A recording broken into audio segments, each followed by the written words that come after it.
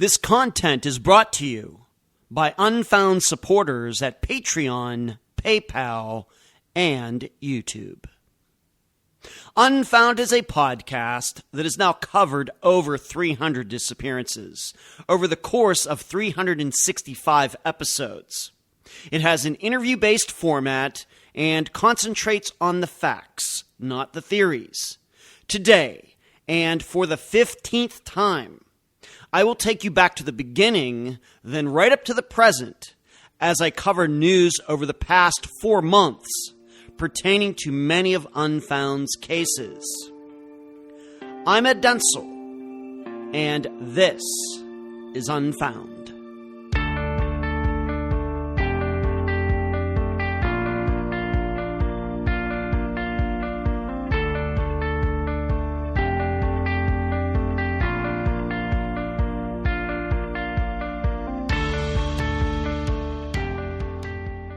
If you are new to Unfound, these update episodes are done on the last Friday of April, August, and December.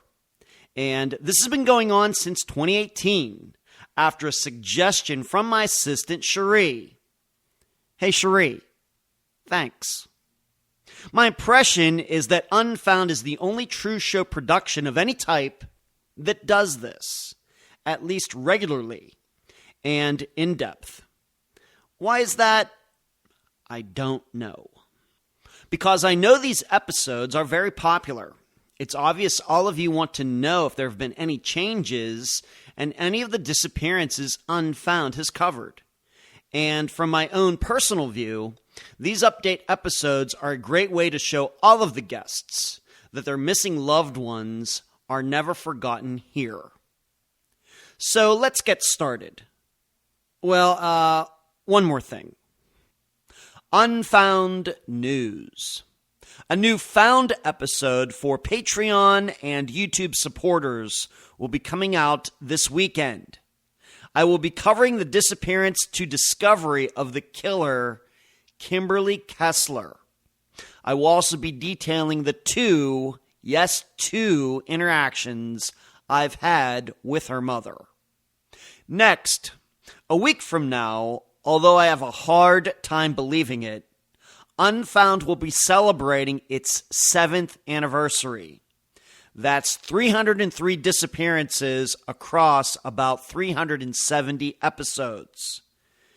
Crazy, I tell you, crazy. Finally, coming up on September 14th, I'll be making another appearance at Nova Southeastern University for a speaking engagement followed up by a live show in person with your favorite ex-NYPD officer and mine, Dr. Telesco. Okay, if you are new to Unfound, or even if you've been listening to Unfound since 2016, I'm going to remind all of you how I do this. The process is this. At some point, I start going through all of Unfound's disappearances as best I can. And of course, now that there are over 300 of them, it takes a little more time than it used to. But I go through, and my standard is that any updates that make the news. Now, there probably are exceptions to that, given that I do talk to a lot of the guests who have been on Unfound. But for the most part, it's news that has happened on disappearances that Unfound has covered. And as it says, as I stated earlier at the beginning of this episode, this is news over the past 4 months. These are things that have happened over the past 4 months. So, for example, back in April, at the end of April, when I did that update episode, that was for January, February, March, and April of 2023. So for this episode, it's for anything that has happened in May, June, July, and August of 2023. So you're not going to hear about any updates of disappearances, of updates that happened like a few years ago. These are all recent updates. And so what I do is I try to get a handle on what's going on with all of these disappearances out there. And then I put them in a list, and at least for this one, I'm going to be reading probably more news stories than I usually do. One of the reasons is because we don't have as many updates as I think we had 30 updates back at the end of April. I think with this one we have like 21 or something like that. So we have fewer. So I think I'm going to spend a little more time on each of these updates. So I did copy some stories that were written about these particular disappearances. I'm going to read them to you. I'm going to analyze them as well as I go through all of this. I don't use a script, as you can tell. I do have in front of me on my screen the news articles that I'm going to read. But when it comes to my analysis, my thoughts, my opinions, and everything else, I just jot down a few notes, and then everything is off the top of my head. So please excuse any ums, you knows, pregnant pauses, things like that. Because if I were to type this all out, it would take hours and hours and hours. So please keep that in mind. And also, this is not only updates for the regular Unfound episodes that come out every Friday. These will be for updates of the Unfound Now episodes as well. And I've done like 36 of them. This is a monthly series that plays on YouTube. So it's just not the Friday, the 305 disappearances or whatever it is now that we've covered on Unfound, the Friday podcast. But in addition to that are these disappearances that I cover on Unfound, which are, when I cover them, are very recent disappearances. So just so we're all clear on that. So let's get started. First disappearance, Jesse Foster. And at the beginning of each one of these, I'm going to read the intro that played at the beginning of each of these episodes. You know how for Unfound, it's a little unique compared to every other podcast out there. We don't start with music on Unfound. We start with me talking, which is the intro, and then the music plays. So for each of these, I'm going to read that little part before the Unfound theme music plays. Jessica Edith Louise Foster, Jessie to those who loved her most, was a 21-year-old from Kamloops, British Columbia, living the good life in Las Vegas. On the evening of March 28th, 2006, Jessie talked to her sister in Canada, who was planning to come visit Jessie in a few weeks. After that conversation, Jessie was never seen again. And we've probably talked about Jessie before on other update episodes. I really can't remember. But the reason we're talking about her now in this update at the end of August of 2023 is because of this guy, the serial killer from New York, Long Island, the Gilgo Beach killer, as he is now known, Rex Heuermann, Heuermann. They finally caught him. I realize he's innocent until proven guilty, but you know what I mean. Well, it's been discovered that Rex, at some point, or maybe still does, have a timeshare in Las Vegas. And so suddenly people start thinking, could he be connected to some of the disappearances that have happened in Las Vegas of prostitutes, of which Jessie was one of those? So I'm going to read this article, like I said, that was written within the last couple months. When cops nabbed suspected Gilgo Beach serial killer Rex Heuermann, it set off alarm bells in cold case units across the United States. This is standard operating procedure. What the detectives are hoping for, and it is often beyond hope, are similarities between their murders and the big fish that has just been reeled in. Heuermann, 59 years old, is a New York architect, has been arrested and charged with first-degree murder in a series of slayings of sex workers on Long Island whose remains were found in a killing field near Gilgo Beach. Already the father of two is being eyed in a quartet of prostitute murders in Atlantic City. Now, homicide detectives in Las Vegas are taking a look at him in a series of unsolved sex worker murders in Sin City. And you should know this all happened while I lived in Las Vegas. I remember many articles. I remember there being a I think there was a cover of the Las Vegas Weekly about all of this, and little did I know, so many years later, I'd be doing a disappearance podcast. It's weird how life happens. One of the suspected victims is a Canadian woman named Jessie Foster, who vanished in Las Vegas in March 2006. Hurman owned timeshares in the gambling mecca. What I miss the most about Jessie is the sense of humor. Her sense of humor, her mother, Glendine Grant, told KTNV. Of course, Glendine was the guest way back in 2016. She loved to dance, joke around, play pranks. I didn't get to see a 30, 40-year-old Jessie. I don't know what kind of woman she would have been. The last time she spoke with her daughter was on March 24th, 2006. Her mother said the 21-year-old Kamloops, British Columbia woman disappeared after a harrowing ordeal of being sex trafficked in New York and New Jersey, then finally to Las Vegas. She had been arrested several times for prostitution in the desert boomtown. We know that Jessie had been beaten, that Jessie was being forced into it, Grant said. The arrest of Hurman has now given Grant new hope, with cops in 3 states hunting for anything that might tie the alleged Long Island killer to those cold cases. I just hope they get all the evidence they need and put him where he belongs, Grant said. Foster was one of 5 escorts working in Las Vegas who were either found murdered or had disappeared. They were between the ages of 18 and 25 and either died or disappeared between 2003 and 2006 under suspicious circumstances. According to KTNV, 4 of the victims were dumped off on remote desert roadways. Several were wrapped in cloth, a sign they may have been dispatched by the same homicidal maniac. Now, cold case detectives are asking themselves, could that maniac be the Gilgo killer? Vegas property records revealed that Hurman has owned 2 timeshares in the city since at least 2004. While serial killers are often territorial and kill closer to home, it's wrong to believe they put their bloodlust on the shelf when traveling. This remains a focus of John Wayne Gacy investigators, even though he was executed in May 1994. According to KTNV, reporters compared autopsy reports of the Vegas victims to the Gilgo Beach victims. One of the women murdered in Nevada was Victoria Camara, who was strangled to death just like the Gilgo Beach 4. Lindsay Marie Harris went missing from Henderson, Nevada in 2005. And I lived right on the edge of Henderson at the time.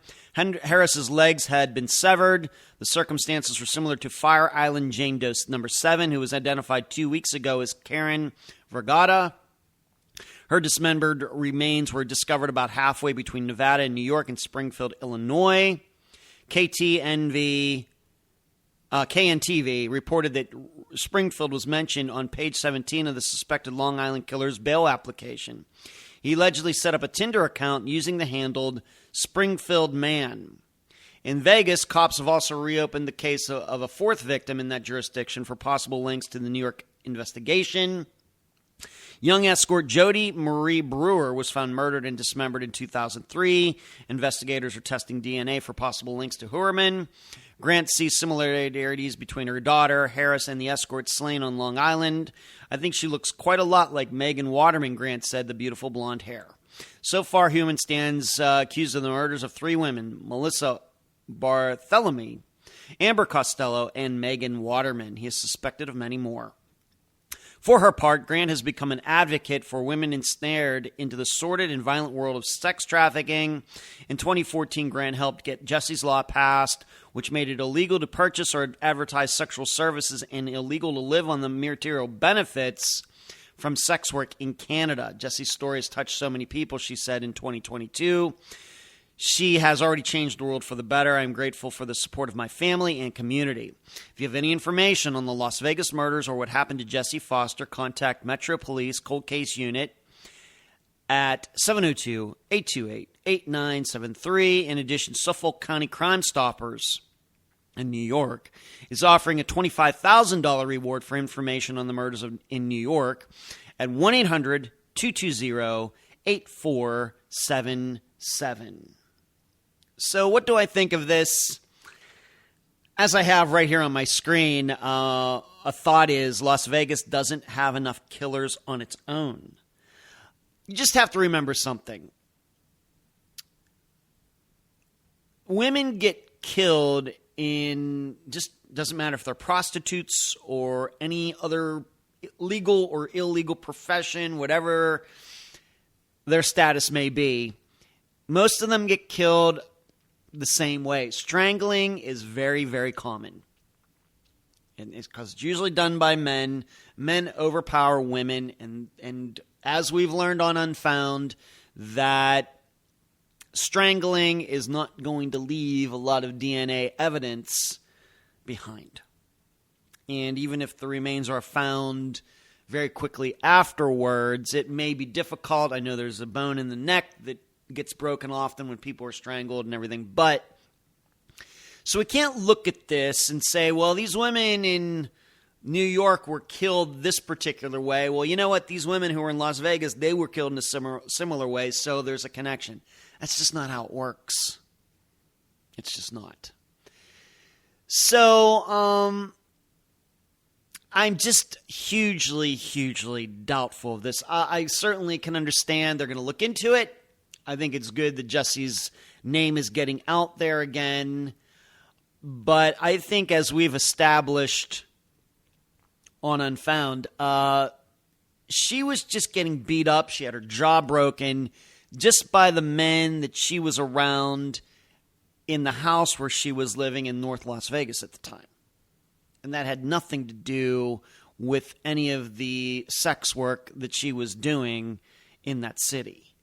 She was already around violent people. Forget about the men that she met. So I think that's my thinking on this. Also, regarding whether Rex did this, did he really drive out to Las Vegas? He has a timeshare there, and so he drove to Las Vegas by himself and then killed one of these women, as was mentioned in this article, and then killed her and then put her legs on the edge of a highway on his way back to New York. It seems unlikely, in my opinion. We also have to remember this about, and this is not to paint them in a better light, but this is just statistics. We have to remember for all of these serial killers, whether it's Rex Heuermann or Dennis Rader or John Wayne Gacy or Gary Ridgway, the Green River Killer, or even the original Night Stalker, on and on and on. Most of these people that these guys were around, they didn't kill. You have to remember that. So this is also something that's in my mind. This seems like a theory looking for facts to me at this point. And, of course, Jesse is still missing. Maybe, maybe it very well may be that now that they do have the legs of at least this one woman who was in Las Vegas, and they found her on that highway headed toward New York, I guess. Maybe there'll be some sort of forensics they can do to compare to Rex. I suppose that's going to get done. It may take some time. But I don't want all of you to forget that Jesse was in a bad situation outside of any serial killer that could have been in Las Vegas at that time. Surely. And I think that we established back then when the episode came out that I don't think it's a coincidence that she went missing right before her sister was due to go down to Las Vegas and see her. Because my idea is that had the sister gone down there, probably the sister would have figured out that, you know what, something's not right here. Something is just not right. And my thought is that Jesse, the men who were controlling her, couldn't deal with that.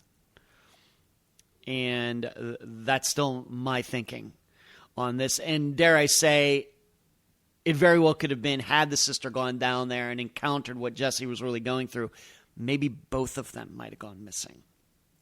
So I just have doubts about all of this. However, on the other hand, I'll continue to keep an open mind on it. And I will be looking for any real facts to put it all together. This kind of just feels like a kind of story that was written for clicks. But like I said, I'm happy that Jesse's name is getting out there. Next, disappearance or disappearances, Peggy and Patty McDaniel. Peggy and Patty McDaniel were 17-year-olds from New Jersey staying with their father in Live Oak, Florida. Unbeknownst to their parents, in mid-August of 1979, they took a trip to the Fort Lauderdale area. And a month later, on September 15th, the sisters were supposed to go to a club in Pompano Beach with a man they met. A few days later, this man was found shot dead. The girls were never seen again. Many of you follow Unfound for a long time. You know that I've become very, very close with Peggy and Patty's mother, Joyce Rivatuso. She's one of my favorite people. And in fact, I'm recording at least this part of this episode on August 22nd of 2023. And I just spoke to Joyce like 4 days ago or something like that. And so why are they in here? Well, there was a thing that happened. And bizarrely, this happened not far from where I live in Clearwater Beach. But at the time, I was up in Pennsylvania for those 2 weeks seeing my dad from July 19th to August 2nd. It's weird how that worked. But there was a car that was found. And so I'm going to read. This is not actually an article. This is actually on this diving site. These guys, they're called Sunshine State Sonar. And I don't know how long they've been around, but they've been going around Florida diving for cars and like Chaos Divers, Adventures with Purpose, all of that. Once again, all of these groups are popping up. I have a little bit to say about that in a bit. But, so here's what went on. And you should know, though, that this has been edited since it was first posted on July 22nd. Submerged vehicle. Now, what they were doing is they were here in Pinellas County, and they were trying to figure out what happened to a woman. Her name is Brenda Starr. She and her car are still missing from back in the 1990s. So this is where this post comes from. Submerged vehicle located last night searching for Brenda Starr. Vehicle was located in the canal just 500 yards from her apartment. While searching for Brenda Starr and her missing 1993 Mazda Protege last night, we got a hit on sonar at 15 feet deep in the Tarpon Canal. I know this canal very well. It runs right by a disc golf course. In fact, one of the tees is right next to the canal. I mean, these guys probably, that course is only a quarter mile from where these guys were diving. Ken from Recon Dive Recovery dove on the vehicle and was dealt with zero visibility. This verification had to be done by Feel, another incredible job. With parts removed from the vehicle, we were quickly able to determine that this vehicle is an early 1970s Chevy Vega. It was impossible to determine if there were any human remains in this vehicle. The Pinellas County Sheriff's Office was notified. Their dive team will dive on the vehicle and assess the situation. They will attempt to recover it this week. Considering the condition of the vehicle, this is going to be an extremely difficult task. We will update when new information becomes available. Well, what they took out of that post was that probably due to me saying some things, and probably from Joyce and some other people who know Peggy and Patty's disappearances very well, is that in this post they had written that as it is, two girls went missing in Florida, and they were last seen getting into a Chevy Vega. That's what was taken out of this. And just so you know what happened, they posted this on their Facebook page. They never called Joyce. I don't think they even know her. But they did this, and this started a whole big hubbub of everything. And Joyce started getting messages, and she has had a woman who's been helping her from back when Unfound first covered their disappearances, helping her in many different ways, keeping Petty and Patty's names out there. And it really caused a lot of drama. And I will remind you, once again, I think that they've taken this part about Peggy and Patty McDaniel out of it because, in retrospect, they saw all the problems that it caused. Well, it did, because it sent a lot of people into a tizzy. And Joyce ended up contacting me. I really didn't know what was going on at all. So I had to quickly catch myself up on this. And here they're diving just maybe 25 minutes from where I live. And it was not good. A lot of drama, a lot of emotions and everything. And this is why I have a problem with what these people are doing. I don't, I'm not against them. Obviously, these diving teams have solved a lot of disappearances. They have. The problem is that you start wondering, this stuff is it more problems than it's worth? You start to think like that because they don't know Joyce, and they're putting it out there. Well, this could be connected to this disappearance. Now, keep in mind some things. The news about Peggy and Patty getting into a Vega came from the number one suspect in their disappearances, Ed Gross. So there's no reason to believe they got into a car with anybody, ever. That had anything to do with their disappearances, first of all. Second of all, they were last seen like 5 hours from here, down in Pompano Beach, which is near Miami. Where I live, where this car was found, is up here on the Gulf Coast, halfway up the Gulf Coast, in the general Tampa area, nowhere near where Peggy and Patty were last seen. Not to mention, eventually, when they didn't even take the time to look at the color of the car. I think in the news story it was like a white Vega. This car wasn't even white. But here, they're already putting it out there that this could be connected to Peggy and Patty's disappearance just because they have a Chevy Vega. Now, if you really want to know, in the 1970s, Chevy Vegas were junk cars. Complete junk. But General Motors made over 1 million of them. So what are the odds that these guys diving in Pinellas County near Tampa would encounter the Vega that Peggy and Patty allegedly got in down in the Miami area? What are the odds of that? I mean, it's astronomical. It's like Powerball odds. Not necessarily, but you know what I mean. But still, they couldn't help themselves. And I have to tell you, I have enough work to do with Unfound It Is. I don't like having to clean up other people's messes. Because what I had to do, is talk to Joyce, look it over and say, Joyce, this just doesn't sound like anything to me. And of course, I ended up being right. I read it. I read what was posted. In about 5 minutes, I decided this is nothing. Now, do I want it to be something? Do I want it to be nothing? I really don't know. We know how these things can be very, very bittersweet. We know. When bodies are recovered, very bittersweet.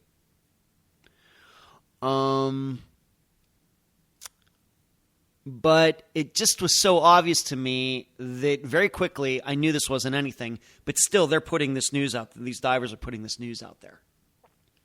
What I dislike about these people is not necessarily the work they're doing.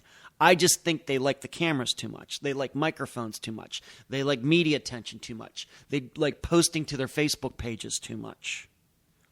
Whereas me, if I were to hear something about this, if somebody was sending to me something like this, like very secretively, there's no way, no offense to all of you, but there's no way I would go public with that until I had more facts. There is no way I would do that. Okay, there was a car. We have a disappearance. Let's say it has to do with Harry Milligan's disappearance in the car they went, way back in the 70s. If I were to get news that some car, the kind of car that he was driving, was found near where he went missing, I'm not going to go post it on Facebook. I'm going to talk to his brother who was the guest, I'm going to be very, very patient about it. Now, if it's a news story, I don't know what I can do about that. If somebody puts it out there wrongly without, like these guys did. But if I were to personally, and it was all just very private, I just wouldn't do that. So I like the work that these people continue to do, but they have to stop being media hounds. And I think that they have to be more patient with it. And I also think they need to learn a lot more about disappearances in general. They certainly know a lot about scuba diving. Happy for them. But when it comes to disappearances, why they happen, why people go missing with their cars, what percentage of that is the overall disappearance, percentage pie, and it's like 3 or 4%. It's a very small percentage. In addition, they rarely show all of the times that they've failed, gone down into water and didn't find anything. They only show kind of their successes. It starts to mislead the public. And I don't like that either. So this all came out. Joyce is over it now, but it was very traumatic for her. Granted, just like Jesse Foster's story, put Peggy and Patty's names back out there. I guess that's good, but does it have to happen this way? I don't think it does. So this Vega ended up being nothing. And also, of course, it was not connected to Brenda Starr's disappearance either. So that's the update. So really no necessarily any change in Peggy and Patty's disappearances, but they were in the news within the last month, dare I say, for all the wrong reasons. On that topic, though, it's not going to change much with this next disappearance. Nicholas Masucci. Nicholas James Masucci was a 60-year-old from Kearney, New Jersey. He was a businessman and a sharp dresser. On September 18th, 1974, he had lunch with his daughter, then said he was driving to Brooklyn for business, but didn't say who he was meeting. A couple days later, his car was found in Manhattan. He was never seen again. Now, what is not included in that is that Nicholas Masucci had some mob connections. He's mentioned in some FBI files. And being that I haven't listened to that episode for quite a while, I forget how much myself and his daughter Fran got into that. But this is another situation where divers and a YouTube channel, at least at this point, and you should know this information is very, very new. I'm recording this on August 22nd. This just happened within like the last week or something like that. That there's a guy, his name is Kevin Maher, Maher. He is certainly a character. He says that he was an FBI informant. He has a book out. He has a YouTube channel. Well, he is saying that back in the day when he was working undercover or whatever, he had put a car into one of New York's rivers. I'm not sure if it was the East River or the Hudson River, that had a body in it. Now, why he's just coming out with this now, I don't know. You can go to his YouTube channel and make an assessment for yourself. But there is a YouTube channel, a diving channel, called Exploring with Nug, N-U-G, is that what it is?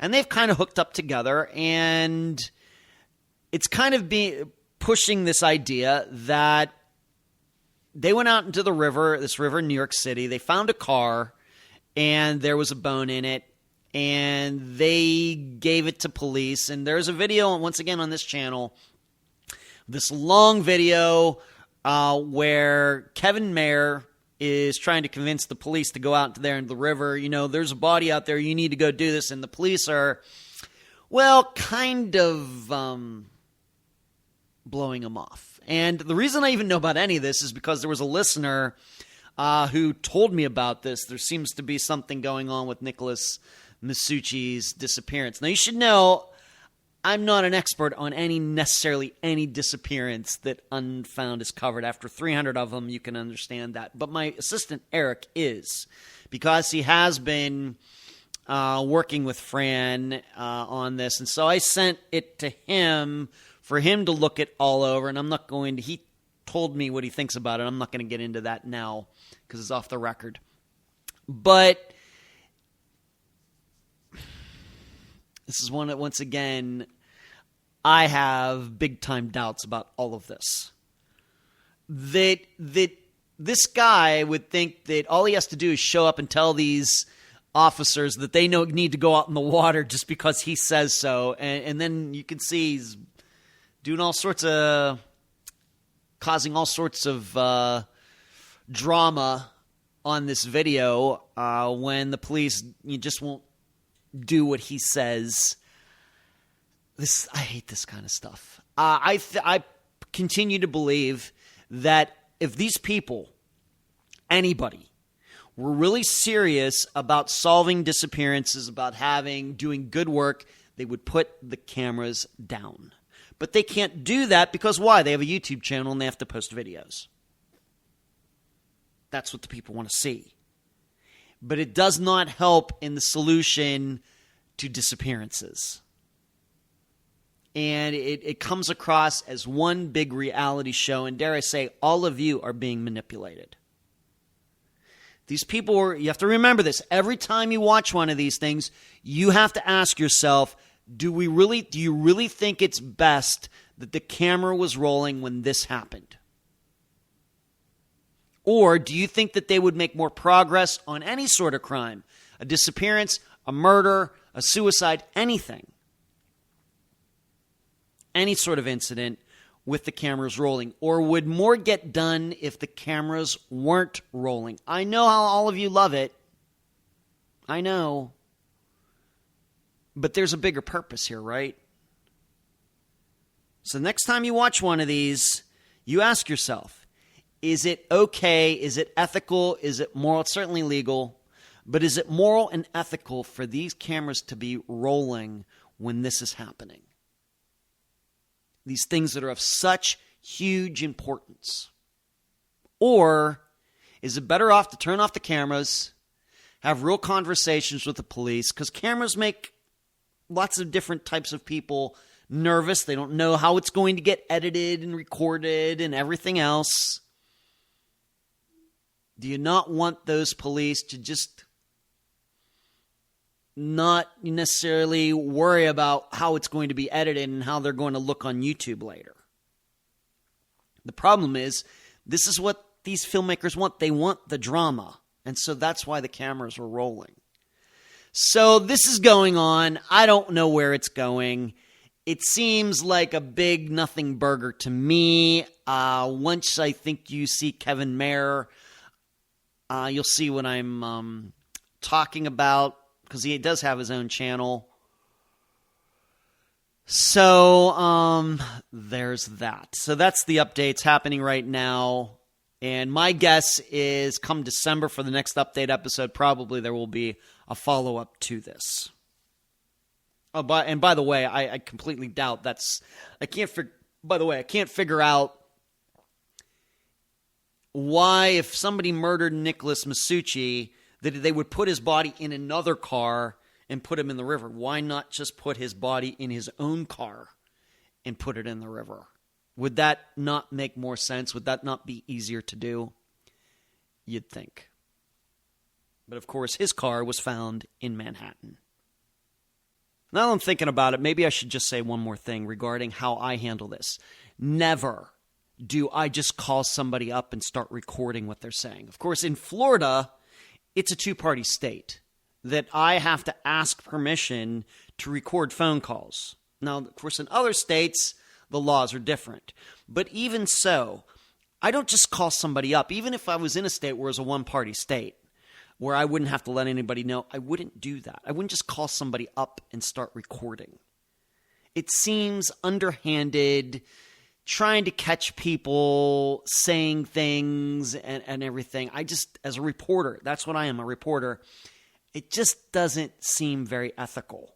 And so just to show up and get the video rolling anywhere, also, to me, without asking permission of the people who are there and everything else, also seems shady to me, even though I know that it's legal. Next disappearance, Kristen Modafferi. Deborah Modafferi was an 18-year-old in Oakland, California. I think she was originally from North Carolina. And was taking photography and dance lessons. On June 23rd, 1997 at 3 p.m., she left her coffeehouse job at the Crocker Galleria in San Francisco. Her coworkers thought she was headed to the beach. But 45 minutes later, Kristen was still in the mall. She was never seen again. And the story is that, I don't know if I put this in the last update episode. I know I talked about it on the live show on YouTube that I do every Monday night.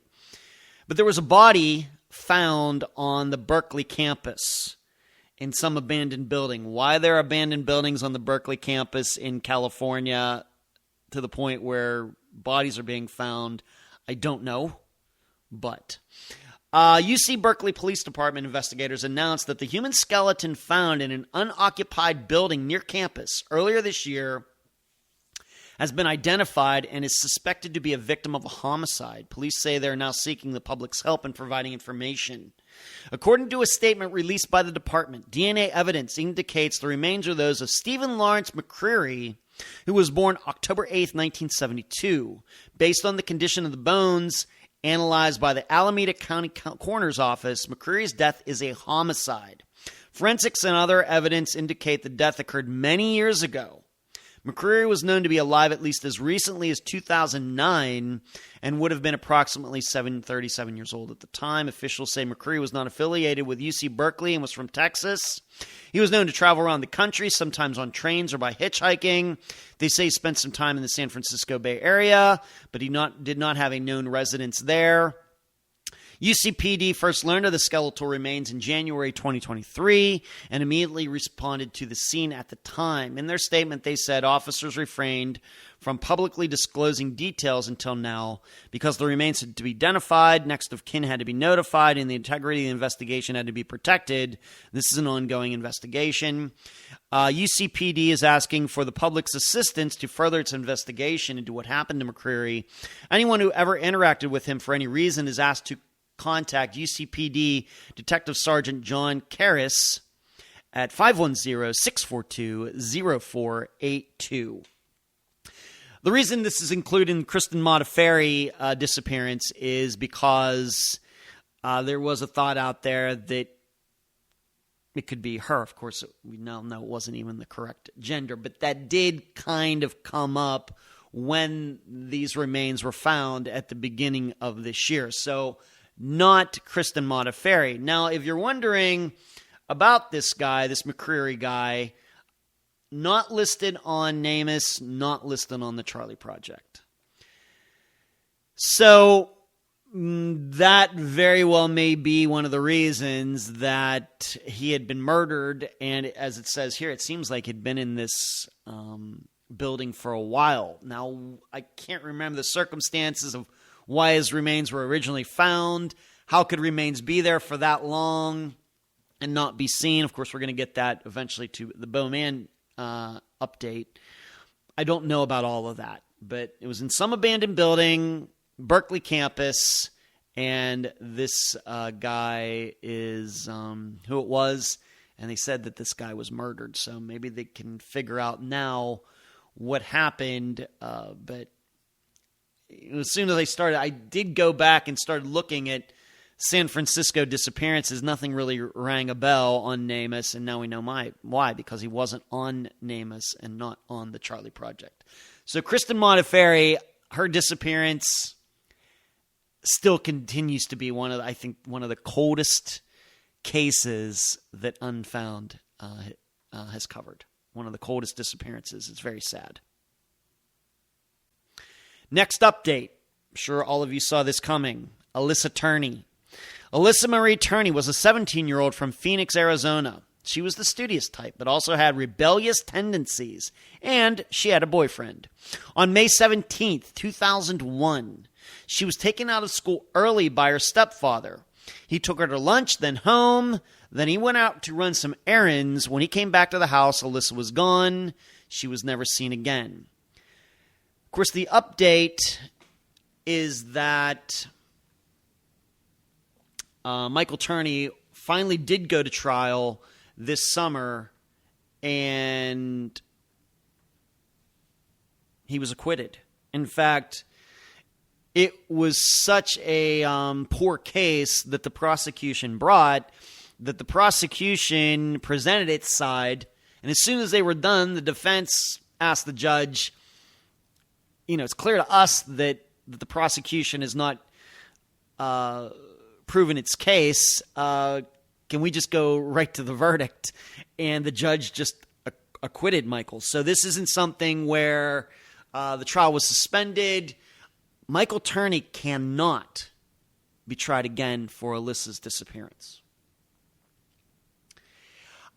Many of you know, of course, we've been kind of waiting for this. This has been a long time coming. It seems like Michael Turney has been in custody since like 2019 or something like that. Of course, we know with COVID or whatever, but still, it's even with COVID, it seems like a long time, longer than it should have taken, especially considering that the prosecution had all this time to put together this case, and then they get into court, and basically, eventually, they got laughed out of it. It's very sad.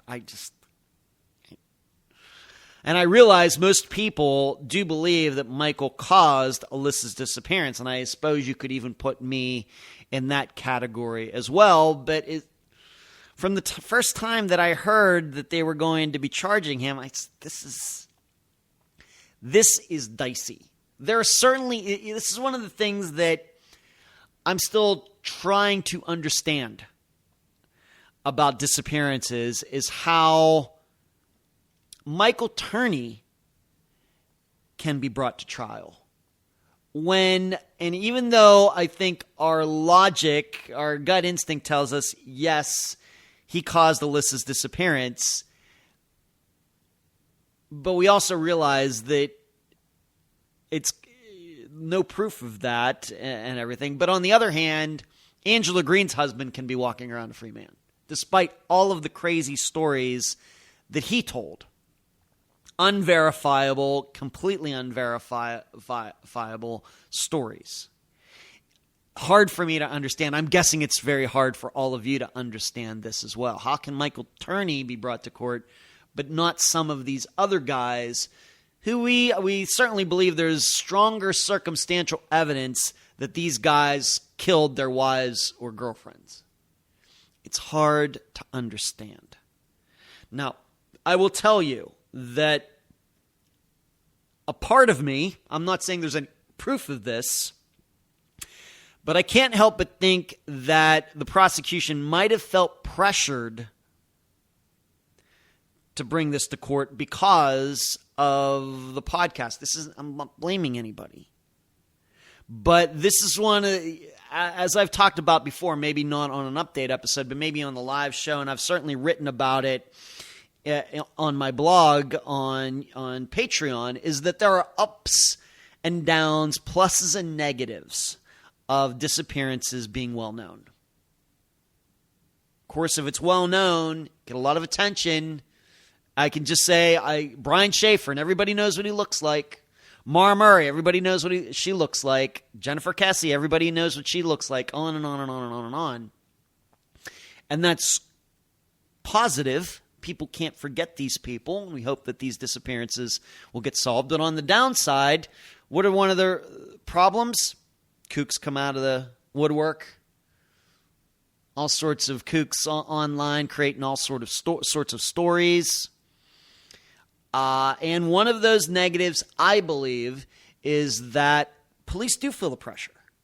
They do know that a podcast is being done about a particular disappearance, or Dateline, or whatever else, on over and over and over, like at least some of these disappearances have been done over and over and over. Of course, the joke, it's a darkly humorous, but it seems like the same 20 disappearances get covered over and over and over by all of these TV shows. Whereas here at Unfound, we've done over 300 unique ones. So I wonder if one of the downsides of Alyssa Turney's disappearance becoming so well known is that the prosecution, a lot of people were out there. Isn't it obvious that Michael Turney did this? Charge him. Isn't it obvious that he was a kook? Isn't it obvious that, he wanted her to disappear because she had made sexual abuse claims against him? On and on and on. And I can't help but think that could be a reason that they jumped into this. On the other hand, we have Steve Pankey, who got charged with Janelle Matthews' murder, got convicted the second time around, and there's no evidence that he killed Janelle Matthews. There's no scientific evidence that he did that. So he gets convicted, even though there's no proof that he even knew Janelle. On the other hand, Michael Turney gets let out of court before his own defense even gets to put on its case, even though he and Alyssa lived under the same roof. There are reasons these things happen. And I think it does have to do with going to trial, at least with Michael Turney, the prosecution going to trial too soon, if ever. And this is one of those things where families, easy for me to talk, but families have to get comfortable with the idea that it is better that a case never be brought to court than one that gets brought to court and then it all falls apart. Certainly. In fact, I just ran into this just recently on an episode of Unfound, very, very recent episode. And we know even when you get to court and somebody gets convicted or takes a deal like Angie Yarnell's husband did, he was in jail 4 or 5 years. Now he's out a free man. She's still missing. So sometimes when it comes to charging people, we just have to be very careful what we ask for because we might just get it. So very sad. And it will even be sadder if one of these days Alyssa's remains are found and it's proved that she was murdered, and then whatever is found on her remains can be connected to Michael Turney. Then it'll even get sadder. So I feel horrible for Alyssa's family. Of course, her sister was the guest way back. It must have been 2018. I feel for all of them. I just think that the prosecution went forward with this. Was trying to walk a very thin line and ended up falling off. So there you go. Next update, although it's not much of one. Jonathan Paul Estes was a 35-year-old father of 2 from Bogue Chitto, Mississippi, worked in construction and was active in his church. On June 2nd, 2018, Jonathan was at home and spoke to his best friend. Jonathan said he was going outside to see why the police were going up and down his road. He was never seen again. The update here is that his ex-wife still has not gone to trial regarding that piece of equipment she stole. I don't know really what's going on there. I don't think Jonathan's family knows either. So if you're wondering about that trial, of course, we talked about the Michael Turney trial just a few moments ago. This is another one we're kind of waiting for, although it necessarily doesn't have anything to do with Jonathan's disappearance. But you'd think this would have happened by now, but it hasn't. So there you go. That's what's going on with this. Next update, very similar to Jonathan Estes's, and that is Tyler North. Tyler North was a 27-year-old from Harlan County, Texas. Harlan County, Kentucky. He was the father of 2 and loved hunting and fishing. On the evening of Sunday, June 24th, 2018, Tyler left his sister as he was allegedly headed home. However, Tyler turned into a local park instead. He was never seen again. I've done some updates on this before. We now know that his ex-wife, her boyfriend, and another man have been charged with Tyler North's murder, and Tyler's remains have been found. But a trial, I think, was supposed to happen this summer. It did not. And some information I got today, this would be August 22nd, 2023, is that the earliest this trial is going to happen is in November. So it's one of those other ones. You'd think that given that the ex-wife and her boyfriend got charged 3 years ago, something like that.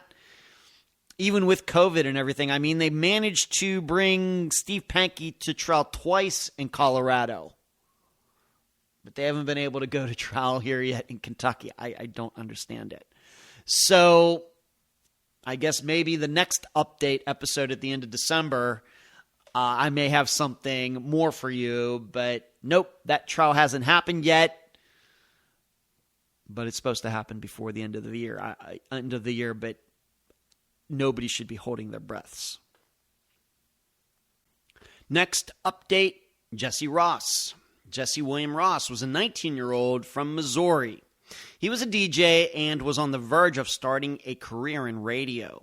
In the early morning hours of November 21st, 2006, Jesse was in Chicago at a student seminar. During a break, he left the conference room. His friends thought he'd be right back. He was never seen again. The update here is that some of you know, I've talked about it during the live show, and really, I guess I'll get a little bit into this later when the update for Steve Pankey is done. But while I was filming this TV show, being interviewed for this show that's going to be out sometime next year, it's called Taking the Stand with Dan Abrams. They have people who have testified in trials, and they're going to be covering the trial of Steve Pankey for the murder of Janelle Matthews. And this was just a few weeks ago here in August that happened. They asked me if I would give them the contact information for Jesse's family, given that I guess somehow they looking through Unfound's catalog and found that I had interviewed, I had done that interview some years ago. What was that, 2019 maybe? And I got permission from Jesse's father, and so I guess we have to believe that at some point, maybe next year, there's going to be another show regarding Jesse's disappearance. Now, what's a little confusing to me is that, of course, there hasn't been any trial regarding Jesse's disappearance, so it's probably not going to be for the Taking the Stand show. I'm guessing that these people work on all sorts of different true crime shows and different formats, different storylines. So maybe you can be looking for that sometime next year. I have no idea if they've contacted Jesse's father yet. No idea what they have planned, but they simply asked me, could I pass along the contact information? And you should know, when I get a request like that, I don't just hand out the information. I always go back to the guest first and tell them what's going on.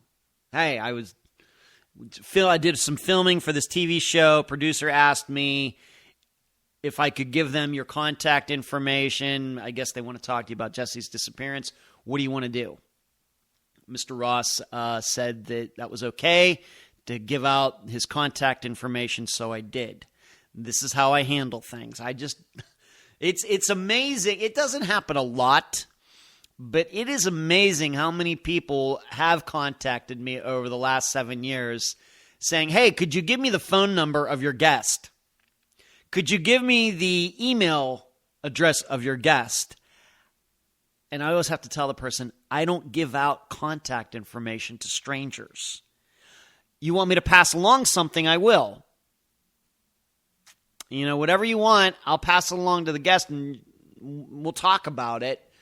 But I'm just not going to give you their contact information. I don't know who you are or anything.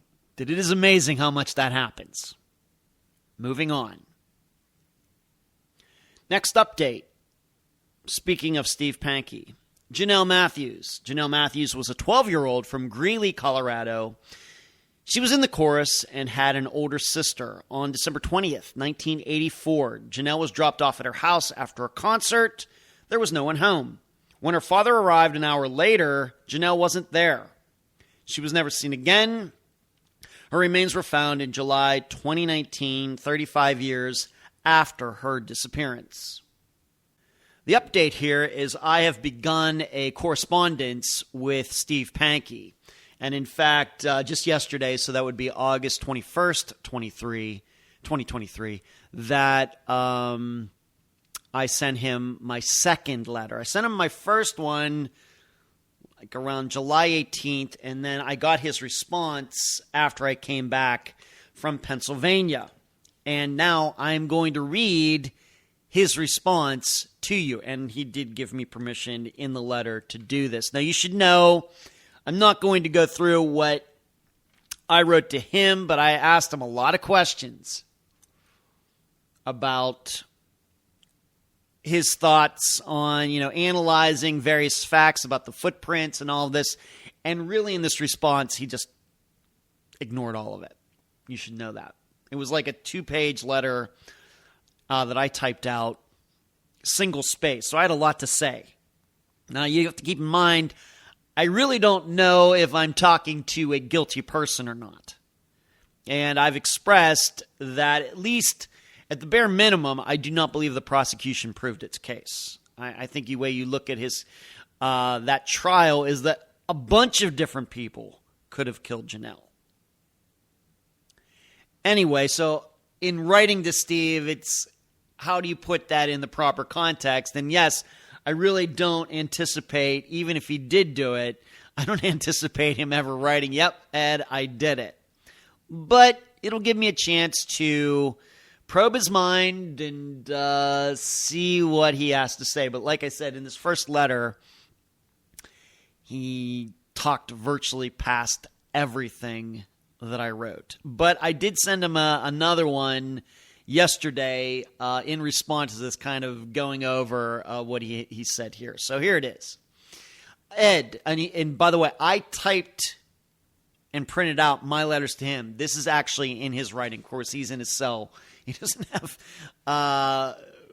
probably access to a printer typing out in a printer. Ed, Steve Pankey's, I'm just going to read it. Steve Pankey's 1984 Orwellian Nightmare. Number 1, consider the Janelle Matthews case tragic but not criminal. Number 2, my knowledge, if any, came after the fact, assuming Janelle's death was accidental and her body hidden in the city of New Raymer. Now, this New Raymer thing is something new to me. And at least in the public, I think I know all of this as well as anybody. And I know that he did not mention New Raymer during my interview with him because I've listened to that interview so many times now. I've listened to that interview more than any other interview I've ever done for Unfound. So he's just pulling this name of the city, which I guess is near Greeley, out of somewhere. Number 3, my attorney, Hong Pak's deal, in quotes, would have made the 1984 Colorado issue a 2019 civil matter in the jurisdiction of Twin Falls County Court, Idaho. I reasonably assumed a statute of limitations for accidental death. I wanted to protect pastoral privilege and give Janelle a Christian burial simultaneously. So once again, it seems he's still holding on to this idea that he was told by somebody about this and that it was an accident. And hey, I'm just reading what he wrote. Number 4, the judicial system to Steve Pankey. A, name names or take the blame. B, justice for Janelle is arbitrary. And then he signed it, Steve Pankey, page 1 of 2. Now on page 2, he says, the district attorney is taking my house and bank account to pay for me being in prison. This limits my appellate and third trial options. The prison medical refuses to address my age-related medical needs. I'm 72 because I was convicted of murdering a child. This will lead to my death. Ed, if you are really a victim's advocate, in quotations, do more podcasts, publicly share what I said in page 1. In Christ's care, Steve Pankey, and once again, he signed it. So it's right here in writing. This is not, he doesn't understand this to be a private conversation where I'm going to keep this all off the record. As it says right here in this letter, he wants me to read all of this. Of course, that letter is on its way to Colorado right now, but I'm not going to read it, but I will paraphrase from it. for number one, considering Janelle Matthews' case was tragic but not criminal, I told him it certainly was tragic. She was murdered. And it was certainly criminal, is what I wrote to him. He's a weird cat. And number two, my knowledge, if any, came after the fact, assuming Janelle's death was accidental and her body hidden in the city of New Raymer. I asked him about New Raymer. Where does that come from? It didn't come up in the trial. It didn't come up with my interview with him. So I asked him, where are you pulling this out of? Number three, regarding, reasonably assume the statute of limitations and protect pastoral privilege, I have to admit I really went after him on this. I said, Steve, you really aren't still trying to sell that, are you? That there was some sort of privilege. And I just simply asked him, if you have pastoral privilege, who gave it to you? What church? Where is the paperwork? Is the person who did this still alive so I can contact this person? I asked him a bunch of questions about it. Of course, we know none of this flew in court. As I stated on a recent Unfound Live when I first got this letter, that just because two Catholics have a conversation about their sins does not mean that that's confession and there's like privacy between the two of them. Or two Jews, two Buddhists, two Muslims, anybody else. Just because you're talking to somebody else of the same denomination or faith or whatever, belief system, doesn't mean there's some sort of privilege that everything gets to be, be secret.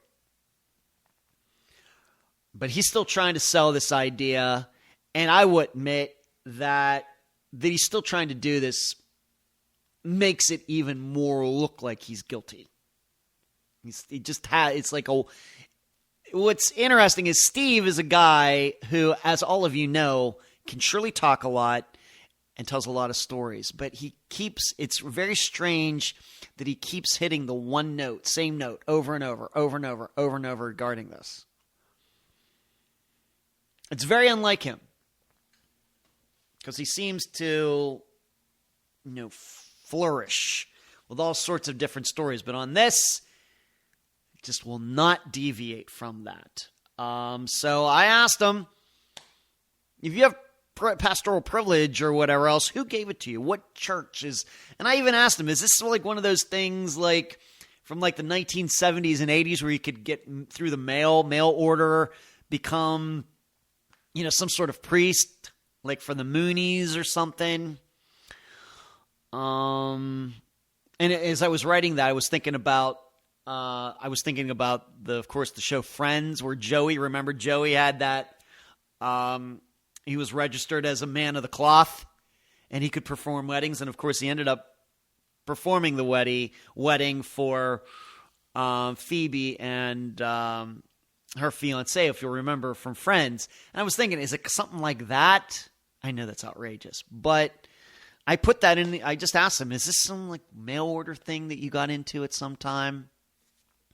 If he's going to say it, if Steve's going to say it, I'm going to ask him about it. We'll see in this second letter, if he chooses to respond, what he has to say. And yes, if I will tell you all that he said. Moving on, number 4, the judicial system to Steve Pankey. A, name names or take the blame. And then B, justice for Janelle is arbitrary. I have to admit, I really went after him on these things too. Once again, I can't help myself. I mean, he must really think I'm stupid. But I'm going to continue to talk to him, ask him questions until he doesn't write back anymore. Because maybe one way or the other we can get to the bottom of all this. We'll just have to see. But as far as naming names or take the blame, I pointed out that there's a reason, Steve, that you got charged. And justice for Janelle was arbitrary. I told him that, Steve, they didn't just pick your name out of the 1984 phone book. You went to them, and then you wouldn't shut up. And I think I don't know, did I say that in the first letter or whatever? But it's still clear to me that if Steve Pankey keeps his mouth shut and never says a word about Janelle Matthews, he never gets charged with her murder. Ever. And this is something we have to remember about disappearances and murders and everything else. That it should be a good lesson for all of us that and when we think about them in thinking about Steve Pankey, that it's very possible to go totally under the radar if you never say anything. And I think given what we know about Steve, what we know about Janelle and everything, had he just not done anything, he would still be a free man. But that's not what happened. And I pointed that out to him in my letter. So that's the update. And we'll see if he writes back. We'll see if I get letter number 2. And if I do get a number 2 letter, then I will write a letter back to him. So it very well may be for the next update episode at the end of December, I have a couple Steve Pankey letters to read. Or maybe I'll have none. But that's the update. Next update, Jordan Carvalho. I think this is the first one we have now in this update episode where remains have been found. Jordan Victor Carvalho was a 30-year-old from Golden Valley, Arizona. He was a quiet guy who was close to his brother. Just after sunrise on September 1st, 2019, Jordan's grandmother saw him walk away from their home. He liked to go out into the desert once in a while. Jordan never returned. He was never seen again. The update is this. Remains found in a wash in Golden Valley last year, so back in 2022, have been positively identified as an Arizona man who went missing in 2019, according to the Mojave County Sheriff's Office.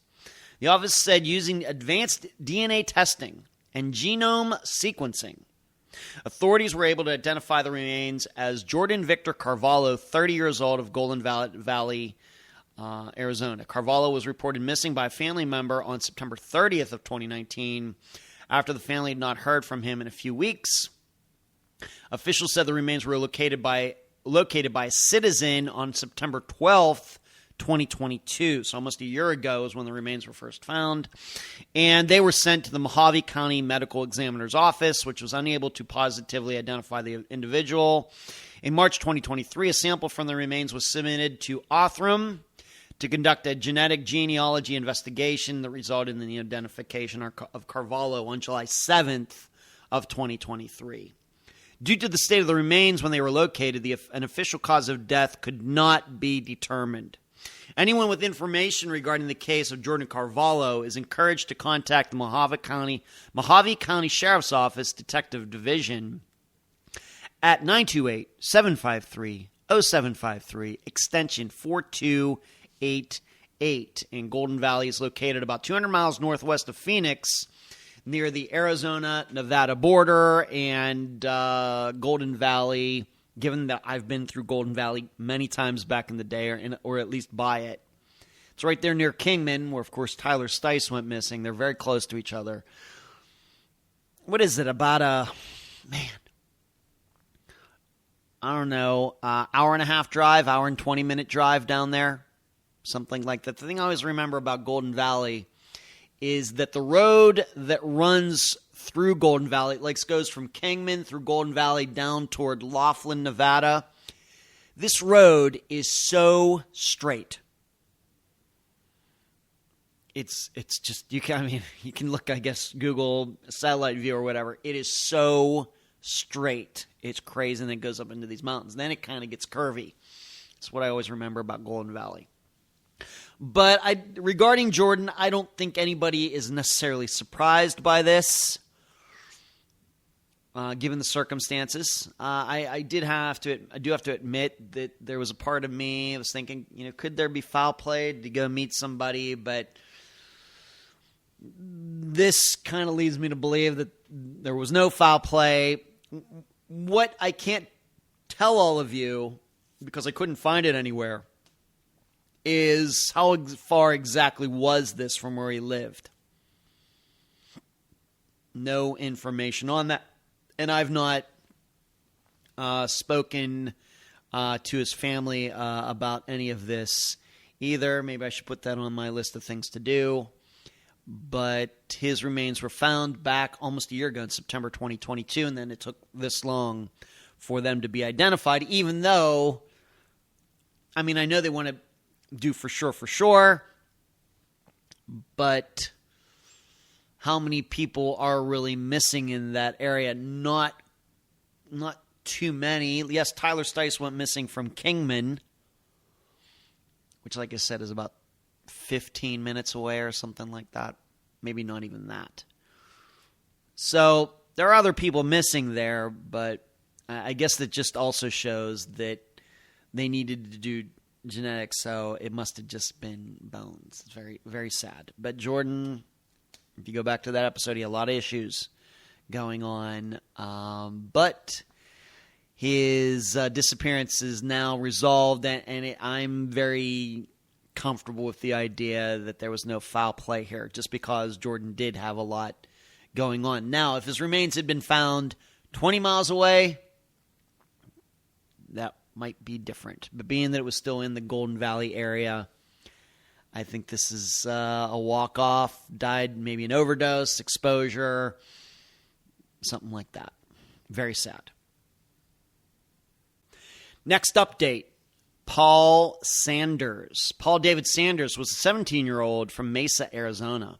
He was originally from Missouri and very athletic. On August 14th, 2001, someone, the person may or may not have been Paul, driving Paul's truck was pulled over by law enforcement in Tucson. A chase ensued in which the driver escaped. The truck was later found wrecked several miles away with no signs of Paul. He was never seen again. Now, on a previous update episode, was it the one in April or maybe the one going way back to December? I told all of you that one of my assistants, her name is Carrie, and then a listener, her name is Jill. She's also a Patreon member. She's also a member of the think tank. They've been working with Paul's sister, who was the guest for that episode. They've all been working together to try to get to the bottom of all of this, going through a lot of jurisdictional issues in Mesa and elsewhere. And they've hit quite a few roadblocks, but I think they've also found some helpful people as well. And, I asked, it was Jill who responded to me today about all of this, and even though she responded, gave me a big response, I don't really necessarily know how much she allows me to say, so I'm going to keep it to a minimum. But they're going, once again, they've become the experts on this disappearance. I, at this point, am not. But you should know, they're going forth with the idea that Paul was not driving his truck that day, and that, yes, this was foul play somewhere at some time.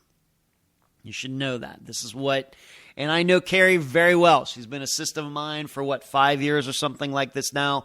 And Jill, I've gotten to know her well because of the think tank, and in fact, she and I have talked a couple times on the phone. She's a counselor, mental health expert, and so I have gone to her a couple times to talk about mental health issues, trying to understand what some of these missing people might have been going through.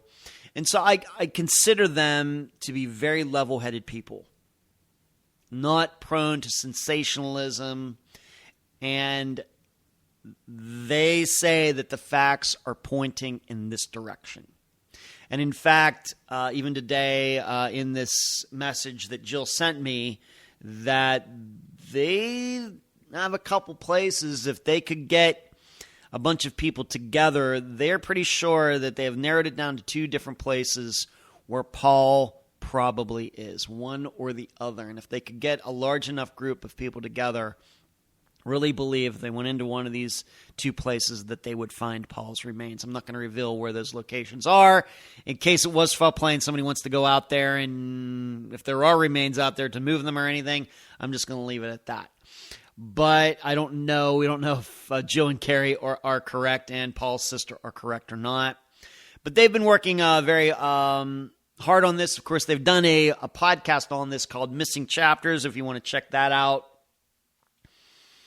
So I have to admit this is going in a different direction than what I thought it would when Unfound covered Paul's disappearance a couple years ago. I will tell you that I thought it was Paul driving the truck. And the reason he ran might have been because there were drugs in the car or something. And, Carrie and Jill found out all sorts of stuff, that the chase wasn't exactly the way the police described, and a bunch of other things that we thought were pretty clear-cut, but weren't. So that's been a part of what they've been doing. I think Jill and Carrie have been working on this. Maybe not. Well, I think they've been working on it since after Paul's sister was on. So they've been working on this a little while, and they've been doing nice work. So that is the update. Carrie, Jill, and Paul's sister working together, and they're going in a direction of foul play. Next update, Kyle Fleischman. Kyle Richard Fleischman was a 24-year-old from Charlotte, North Carolina. He was a popular guy who chose a career in business. In the early morning hours of November 9th, 2007, after going to a show and a bar, Kyle was alone in the uptown part of Charlotte. He tried calling several people, seemingly to pick him up, but Kyle left no messages. He was never seen again. Now, what's going on here, if you remember for this episode, was not a family member who was the guest, but a young woman, her name is Reggie, R-E-G-I, was the guest, and she's not related to Kyle in any way, did not know him in any way, but over the years, she has become very involved in trying to figure out what happened to Kyle, and she did a fantastic interview last year.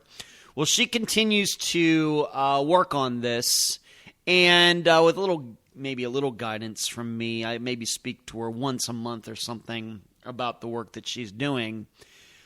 But what she has done since she was on the episode in 2022 is that she's looked at those videos, found as much video as she could, like stills of the video, and she's been using facial recognition software to identify people in these screenshots. I know it's kind of creepy, but that has worked in identifying some of the people who, I guess for the last 15 years, have never been identified. So that's something that she continues to work on. It's, of course, back in 2007 when Kyle went missing, this could have never been predicted, I suppose. But although there was that movie, what was it, Minority Report with Tom Cruise, people walking into the stores, and very futuristic movie. That's kind of what I think of when I think of facial recognition software. But she's been doing that, and she's also been concentrating on this hotel, this Holiday Inn or whatever it was or is, that is very close to this bar where Kyle went that night. And this is not something that's new. You can go onto a variety of sites, Web Sleuths or Reddit or wherever, and this whole Holiday Inn type of theory, hotel theory, is prominent in those discussions. Did Kyle go over there?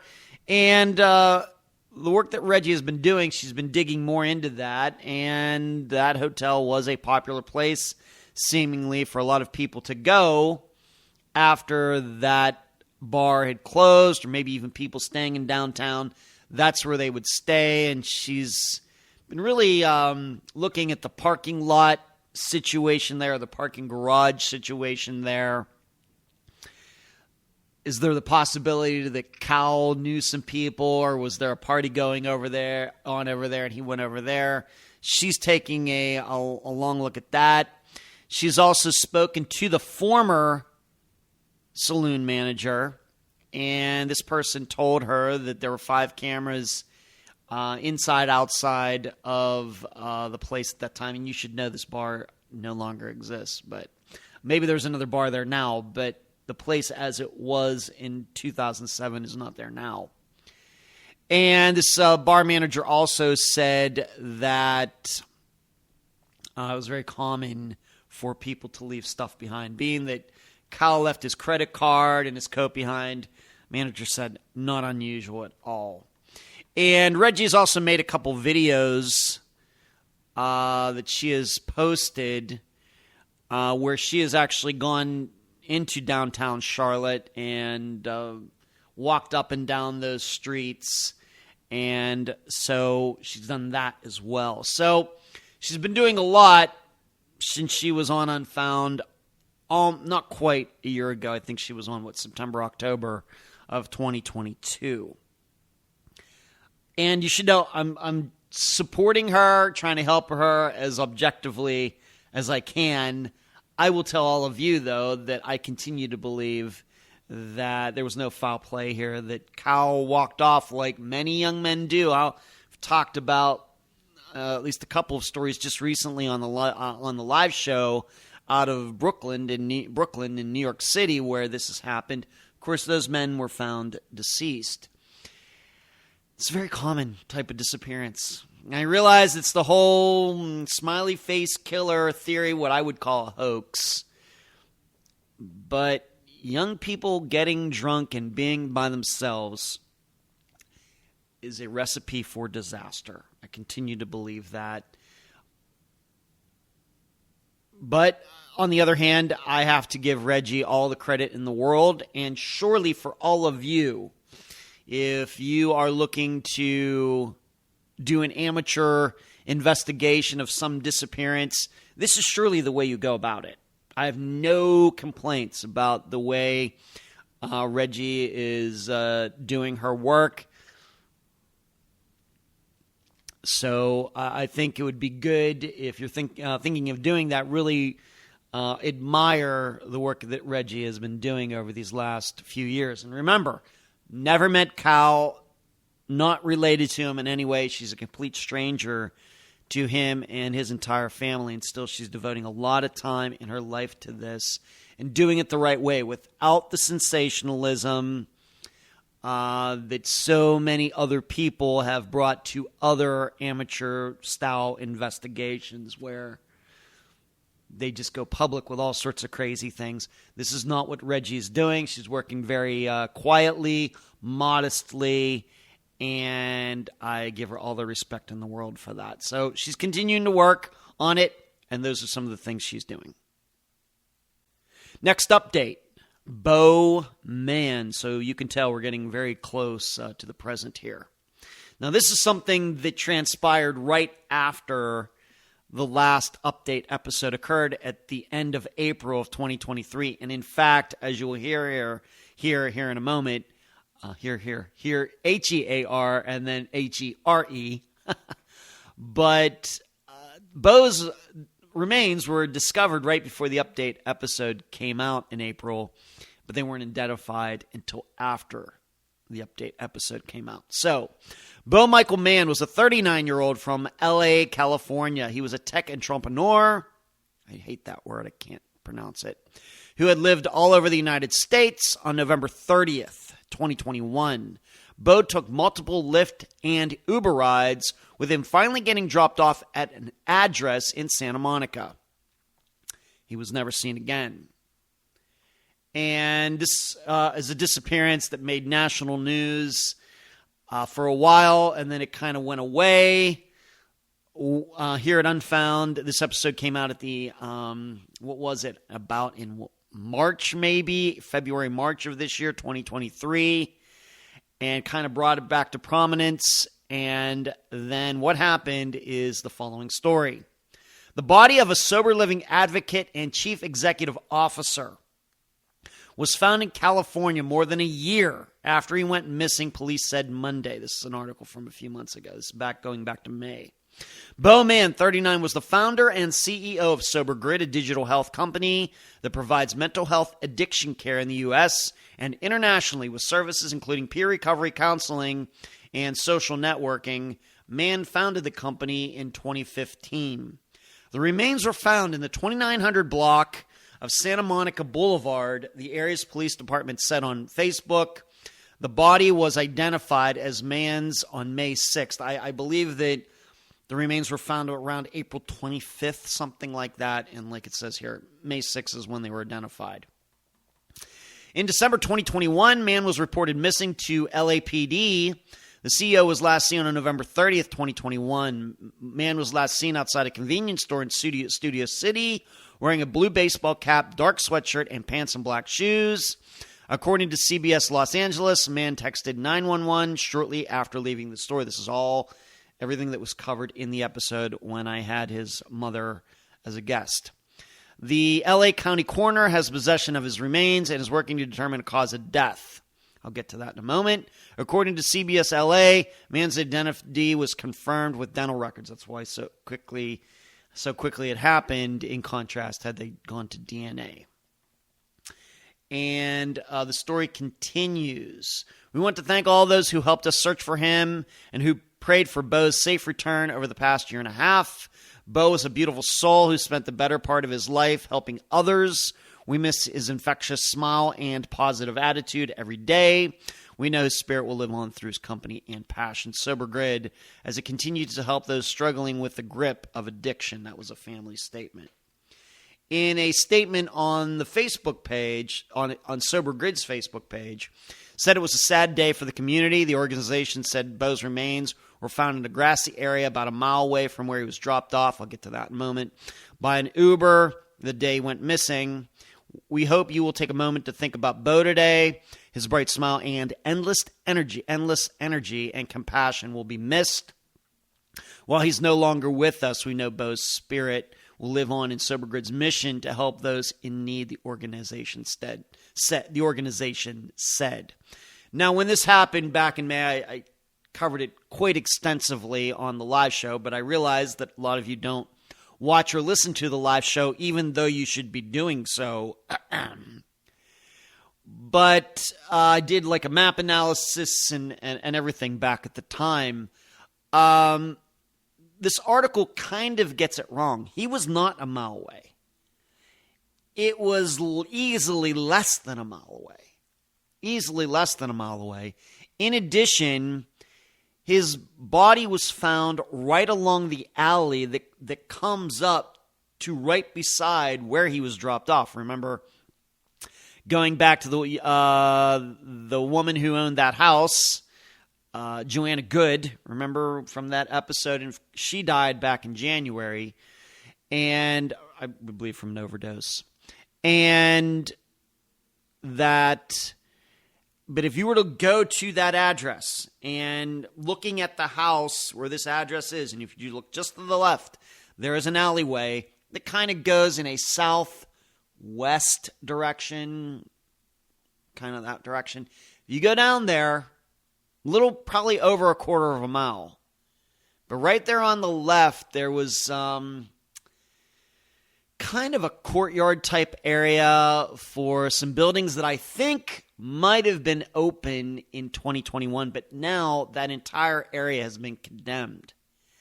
Inside that fenced area there is where Bo's remains were found. So if you were to walk down that alley a quarter mile, and right there on the left is where he was, back in this little area, and it looks like there were several pictures taken at the time that it looked like it had become a homeless encampment. And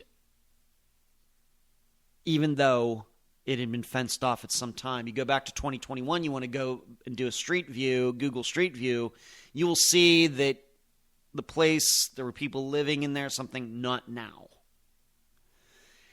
So what to think about all of this? You should know, so that is how he disappeared. Now you should know, in talking to his mother, and I don't want to get into everything that she said, but the coroner determined that yes, given the state of the deterioration of his body, it does look like Bo died right around that time. And in fact, the coroner even, kind of, if you really look at it, Bo's body was even deteriorated more than you would think for a body that had most likely been in that location the whole time. So this is not a situation where he was deceased and somebody moved him there.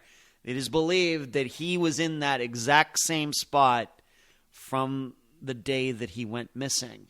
And so back in that episode, or maybe you talked amongst yourselves or in your own heads, how can somebody disappear in an urban area where there are no forests, there are no rivers? Doesn't look like anybody could necessarily hide anywhere. Well, this is how it happens. This kind of goes back to like Daniel Villarreal, which was an update from the April 2023 update episode number 14, where he was found in an abandoned outhouse. I mean, who would think it? In Glendale, Arizona. So it's the same kind of thing with Bo, that he really wasn't necessarily hidden. In fact, it's very clear to me that several people probably came across his body over that time, but nobody did anything. And as far as his computers and everything, they're gone. Nobody knows what happened to those. As far as cause of death, probably never going to know that. There were no signs of foul play, no bullet holes, no stabbing wounds, nothing like that. I don't think he had his neck broken or any concussions or anything like that. No signs of foul play at all. So it's very sad. So what happened that day?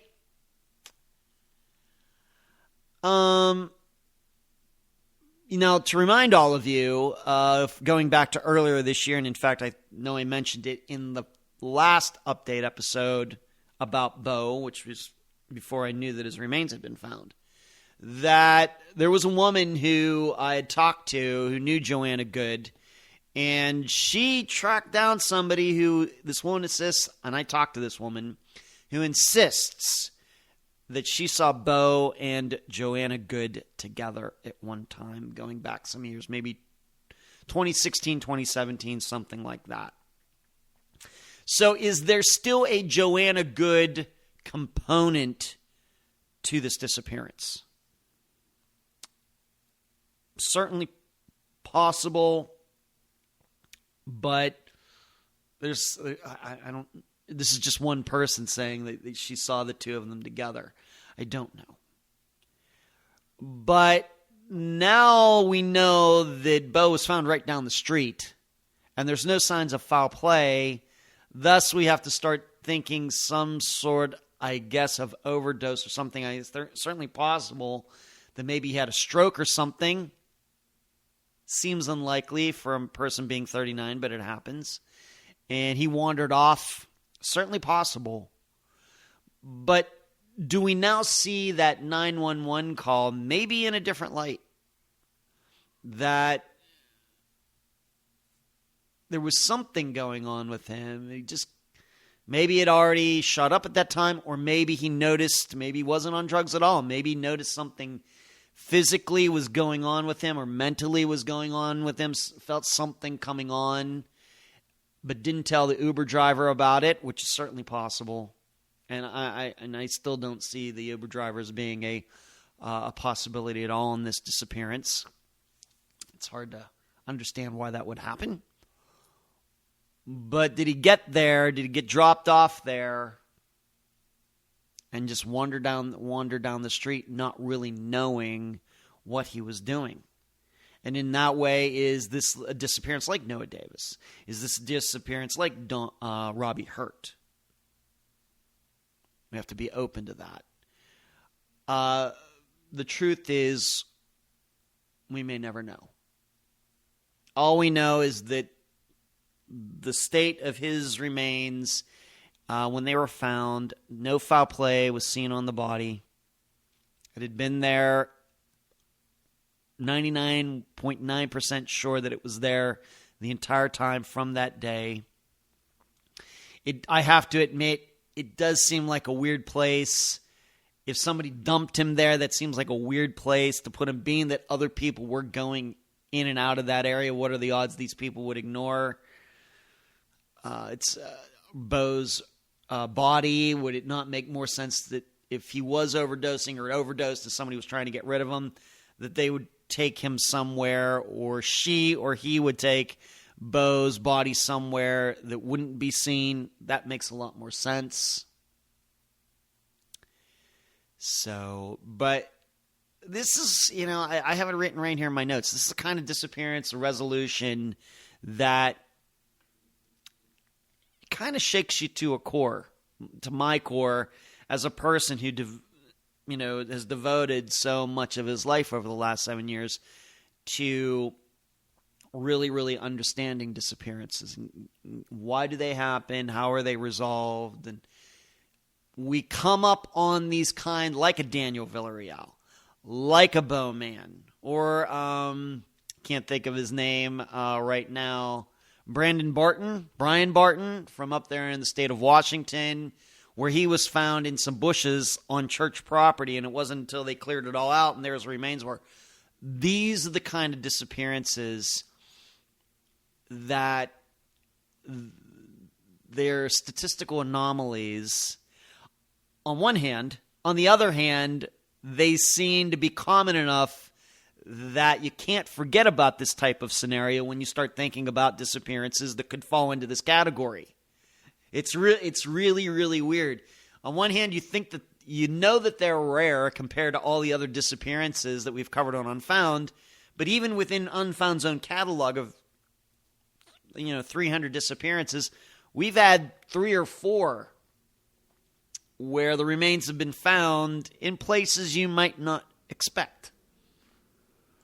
So it's tough. If this was easy, everybody would be doing it. But that is the update on Bowman. Remains found end of April, identified early May. No signs of foul play, found right down the street. And we have to remember how many people were going around and searching the alleys and backyards, getting permission for this and handing out flyers and everything else. And surely Bo's remains were found within the search area. And this is why I keep saying that all searches prove is that you just haven't found the missing person yet. That does not mean the person or the remains are not in the search area. All it means is you searched it and you didn't find anything. But that doesn't mean the missing person isn't there. This is another example of that. So very sad. And like I said, I've talked to Amy, his mother, a couple times. She thanked me, thanked the listeners, thanked everything that we did earlier this year. In retrospect, I wonder what would have happened if Joanna Good was still alive when Bo's remains would have been found. Found right down the street and go back to her. And like I said, I'm not convinced that the two knew each other, despite what this one woman told me.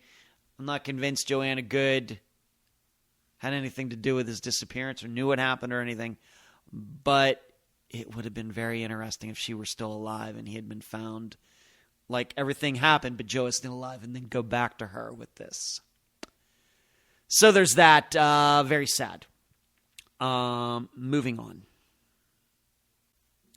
Next update, and this is the final update for all of the regular Unfound podcast episodes that come out every Friday. Alan Glasgow. Alan Glasgow was a 32-year-old from Benton, Arkansas. He was a father who once lived in Canada. In late October into early November 2021, Alan seemed to gradually lose contact with those around him, first with his family, then with his social media friends, and finally with his 2 female roommates. He was never seen again. This is short and unsweet. Actually, Alan, not long after this episode came out, and this might come out, the week after Bowman, or maybe into April sometime of 2023, he was found alive, and the details are not very complete. It was his the mother of his child, who was the guest, and she was the one who contacted me. Somehow, after the episode came out, the authorities were able to track Alan down somewhere, and he just told them, no, I don't have anything to do with my family, friends, anyone anymore. So that is the short and unsweet finding of Alan Glasgow. And I have to admit, the way we all got to know Alan during that episode, I don't think any of us are really surprised by that at all. In fact, I think a lot of people really did believe, getting to know him, that there was a huge possibility or probability that he was alive out there somewhere, because he just wasn't a very good guy, very nice guy, nothing. Criminal in Canada, threatening women, everything else. So I don't think this resolution is a surprise to anyone. Now, you should know, now that we're done with all of the updates for the podcast, that Unfound has actually covered 4 disappearances that got solved within weeks of those episodes coming out. Those would be Matthew Braswell. His remains were found, and that was on the past update episode. His remains were found just a few weeks after his episode came out. Same way with Brandon Roberts, who, by the way, continues to recover from his burns. He's back with his family now. But he was found after he fell into a fire or something right after the episode about him came out. And then we covered Bo Mann's disappearance sometime in February or March. And what do you know? A month later, 6 weeks later, his remains are found in L.A. And then the same way with Alan Glasgow. Just weeks after the episode came out, he was found alive somewhere. Is this a coincidence regarding all of this? I really don't know. But statistically, I would be inclined to believe that somebody somewhere out there took an interest in at least one of these disappearances or something, and was able to put it all together. Maybe in like an Alan Glasgow's case, maybe it was enough that the podcast came out that local authorities decided to do something or something. It's hard for me to imagine there's no causation and correlation there, given that it's 4. If it was just 1, I'd say, well, it's just coincidence. You start getting up to 4 in like a period of 4 months or something, then I start to think, I think there is some causation and correlation, and that makes me feel good. So there you go. That is the end of the podcast section. I am now going to move on to updates on disappearances covered in the YouTube series Unfound Now. And the first one is Candy Gonzalez. This is an Unfound Now episode that came out in July or August of 2021. Remains found in Prestonburg last year, so 2022, have been positively identified as 36-year-old Candy Gonzalez, who had been missing since June 2021. Police made her family aware this week. It's pretty heart-stopping because all this time I held out hope that she was alive, and now it's the end. Candy's mother, Betty Dixon, said as she fought back tears. Dixon said it was her niece that found the bones in the woods last year after a logger had found a nearby skull. So some loggers in that area finds a skull, let somebody know, they go back out there, and they find additional bones. She didn't know at the time that it was Candy. She just saw something white and just started pulling it out of the ground, and she comes away with teeth in her hand, Dixon said. I can't imagine it. Police used DNA to see if it was Candy's. The family, as well as the authorities, had searched extensively for her. Betty said she would travel from her home in central Kentucky to Floyd County every weekend. Candy was the mother of a 5-year-old. She was so happy. She loved people and would do anything for them. She loved her little boy above anything. While an official cause of death has not been determined, Dixon said the family thinks foul play was involved. They've been frustrated with the police investigation. Dixon is now planning her daughter's funeral, which is set for July 8th, so a month and a half ago. She's currently collecting pictures to be used at the funeral. I'm never going to get that hug again. I'm never going to get to hear her laugh again, Dixon said. I can look at all these and remember all the great times and the fun times we had, but we'll never talk about it again. I won't have that again because somebody took that right away from me. Somebody did. To remind you of this disappearance, this is the one, maybe this will make the light bulb go off. This is the one where we actually had video of her running off. Something was going on. She was acting like somebody was after her, and she was running in somebody's backyard, and she was running away from the camera, and there's like a creek bed on the border of the back part of the property, and you see Candy running away from the property, and then she jumps down into this creek bed and then goes left off camera. Maybe that will remind you of this particular disappearance. The remains were found actually in April of 2022. It took this long to do DNA. Logger found the bone, as it said in the article. And I did look at the map. I tried to get as good an idea as I could as to where her remains were found, although most of the stories are not that exact, but really not that far from where she was last seen. And I realize in the article that the family thinks it was foul play. As you would expect, I do not think that happened. I mean, really, what are the odds that she's having this mania episode? She's on video. She says somebody's chasing after her. There's nobody chasing after her. And she ends up close, not that far, maybe over, she ran down the creek, maybe went over a hill or a small mountain. I don't know what the difference would be, but, and then that's where she was found. It's really not that far away.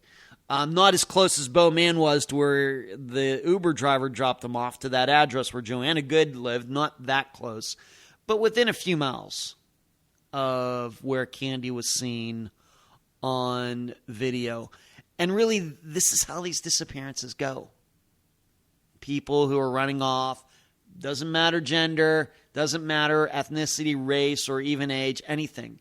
These people running away, thinking that people are after them when there's nobody chasing them, and saying things that don't make any sense. This is how these disappearances usually end. It's very sad. I don't know what ultimately put Candy in this mentality. Could it be drugs? Did she have a mental health issue? Ongoing something? Maybe she was trying to cover up or whatever. Very possible. But if I were talking to her family, and I've never spoken to her family, I would be telling them that, you know, I know you want to believe that this is foul play, but you should know this type of disappearance is very common, and the foul play is usually very, very low on the probability chart. Still very sad. But like I said, I think back at the time, I don't think anybody is surprised or should be surprised that this is the resolution to Candy's disappearance. Next update. Once again, this is another Unfound Now episode. Disappearance of Justin Siwek, S-I-W-E-K. Detectives have identified the remains of a missing man found in mid-April. This is mid-April, once again, of 2023, but it took some time to identify him. Kansas City, Kansas police said a hiker found the remains of 32-year-old Justin Siwek in Wyandotte County. Siwek disappeared in June 2021. His family said they found his car parked at a hotel near Kansas Speedway. Siwek's father told Fox 4 after his son's disappearance that Siwek's car was empty. Someone pried open a window and glass was broken. He also believed his son went out with a woman he met on Facebook but did not know well. 2 months after his disappearance, Siwek's mother said she believed the woman lured her son to the hotel where he was robbed and killed. Police used forensic testing and DNA provided by a family member to identify Siwek. Police department says his death remains under investigation. Anyone who knows information about his death is to call the TIPS hotline at 816-474-TIPS. As it explains, what was just read in that article were the circumstances. You should know that Justin had a criminal record. He was into drugs extensively. And I didn't go back and listen or watch the Unfound Now episode for Justin's disappearance in preparation to talk about him in this update episode. But at this point, I'm not surprised that this was the outcome. And then, yes, I did check a map. His remains were found not too far from the hotel, where his car was parked not too far away. That doesn't mean it wasn't foul play. And I'm hoping that his remains were in a condition that they could look into that. It says, the police department says his death remains under investigation. We'll see what that means. But this is another one of those where this feels like Bo Man. This feels like Robbie Hurt. This feels like Daniel Villarreal. This feels like Josh Davis. People who run off for whatever reason. Candy Gonzalez just talked about her. This is kind of what it feels like here. I know that his car was broken into. Who knows? He could have done that himself. Who knows what kind of state of mind he was in? We just don't know. But that is the resolution, that he was found. His remains were found not far from where his car was parked in the parking lot. I think it was of a Days Inn. So if you were to go to a map, you'll find Kansas Speedway. The Days Inn is, I don't know, a quarter mile, half mile to the east of the Speedway. And then Justin's remains were found like to the south of that somewhere. So not far. And like I said, not surprised given the facts and given what I think I know about these particular kinds of disappearances. Next update, technically updates, Dwayne Selby and Glenda Parton. This is going to take some reading because really to bring this all together, I have to give you some of the details. It's a fairly complex disappearance. Dwayne Selby was last seen in Turley, Oklahoma on October 22nd, 2021. He and his longtime roommate and business partner, 76-year-old Jack Grimes, planned to attend a horse show in the Dallas-Fort Worth area of Texas, a 4.5-hour drive to the south, and by a horse. The men were driving a maroon four-door 2001 Ford Taurus with Oklahoma license plates, and they never made it to the horse show, and there's no evidence they left the local area at all. Both men disappeared. And so Glenda, who is the mother of Dwayne, when he went missing, she got involved trying to figure out what happened to him.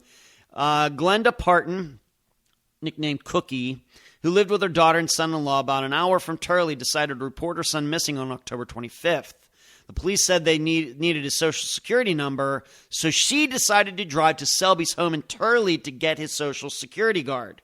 She is known to have arrived at Selby and Grimes' house. A relative who lived within sight of the house saw a car in the driveway. Glenda was last seen at 8 p.m. that day at a Reese's store in Owasso, Oklahoma. She'd given a ride to one of Grimes and Selby's ranch hands. They purchased food, which was later found in Grimes and Selby's refrigerator. She was behaving normally in the store and didn't appear to be under duress. Well, she then went missing. So Jack and Dwayne go missing. Glenda goes to try to find her son. Then she goes missing. And Jack Grimes' car is eventually found. Her car is eventually found in a totally different location. Well, what happened was that Jack Grimes, his remains were eventually found. And it was murder. Somebody had murdered him. But Dwayne, and it's not Dwayne, it's Dewayne. Dwayne and Glenda, mother and son, were still missing. And that happened once again. To go back to remind you of the date, that was on October 22nd of 2021, and then Glenda went missing somewhere around October 25th of 2021. And by the way, October 25th is my mother's birthday. So those are the stories. And once again, Jack Grimes had been found deceased and not far from his car, and he had been murdered. So here's the update. The Tulsa County Sheriff's Office confidently believes they have found the bodies of Dwayne Selby and his mother, Glenda Parton, near 5600 North Lewis Avenue. In a news conference Wednesday, and this is just recently, this is like Wednesday, that would have been around August 17th, 16th, 17th, something like that. Sheriff Regalado said they are still working to get official DNA confirmation, but they are proceeding with the belief that these bodies are connected to this case. He says that items found around the bodies are good evidence that led them to this conclusion. The bodies were found about a half mile or so from where their friend Jack Grimes was located back in 2021. So Jack's found deceased, murdered. This mother and son, Dwayne and Glenda, they're found not far away just recently. And guess what? They had been murdered too. Sheriff says that the original person of interest is still of interest, and Sheriff's Office will not release the name or relationship at this time. They believe the murders may have occurred separately, but within a very close timeline. Sheriffs are still investigating what led to the murders. Selby, Parton, and family friend Jack Grimes disappeared on October 21st. Detectives found Grimes' body on November 1st, so like 8 days, 9 days later. But Cookie and Selby were still missing. And 2 News previously reported Selby and Grimes were at a horse show in Fort Worth, Texas. The pair was expected to drive back to Turley on October 25th. When they did not show up, Cookie started looking for her son, and then she went missing. So that is the update there. I'm guessing that this ranch hand who worked for Dwayne and Jack is probably making a pretty good suspect right at this point. Now, what exactly happened here? It's really hard to say. You'd think it has something to do with horses or something, but maybe not. We just don't know. But it is certainly one of those, a league of their own types of disappearances that you have 3 people who all know each other go missing within like 3 days of each other. Then one is found, and the 2 other are missing for like 2 years, and then they're found, and when it's all said and done, they were all murdered. And Glenda goes missing, goes missing while searching for her son. The thing is, I've read maybe a couple disappearances that have been like this, where somebody goes missing, somebody goes to find that person goes missing too, but it is rare. There's surely more than one instance of that incident like that out there, but it's really, really unusual. So that is the update for Dwayne Selby and Glenda Parton, where this is surely murders have occurred, and we'll see where this goes. Next, Unfound Now update. Dana Smithers. This was from May 1st. So once again, this happened right after the last update episode, just like all the news with Bowman. On May 1st of 2023, Stroud Area Regional Police Department in Pennsylvania announced that Dana Smithers had been found dead. A few days earlier, on April 27th, the department said in a press release that at approximately 11:22 a.m. that day, dispatch received a call from borough employee who discovered what was believed to be human remains in a wooded area next to Park Avenue and the I-80 East on-ramp in the borough of Stroudsburg.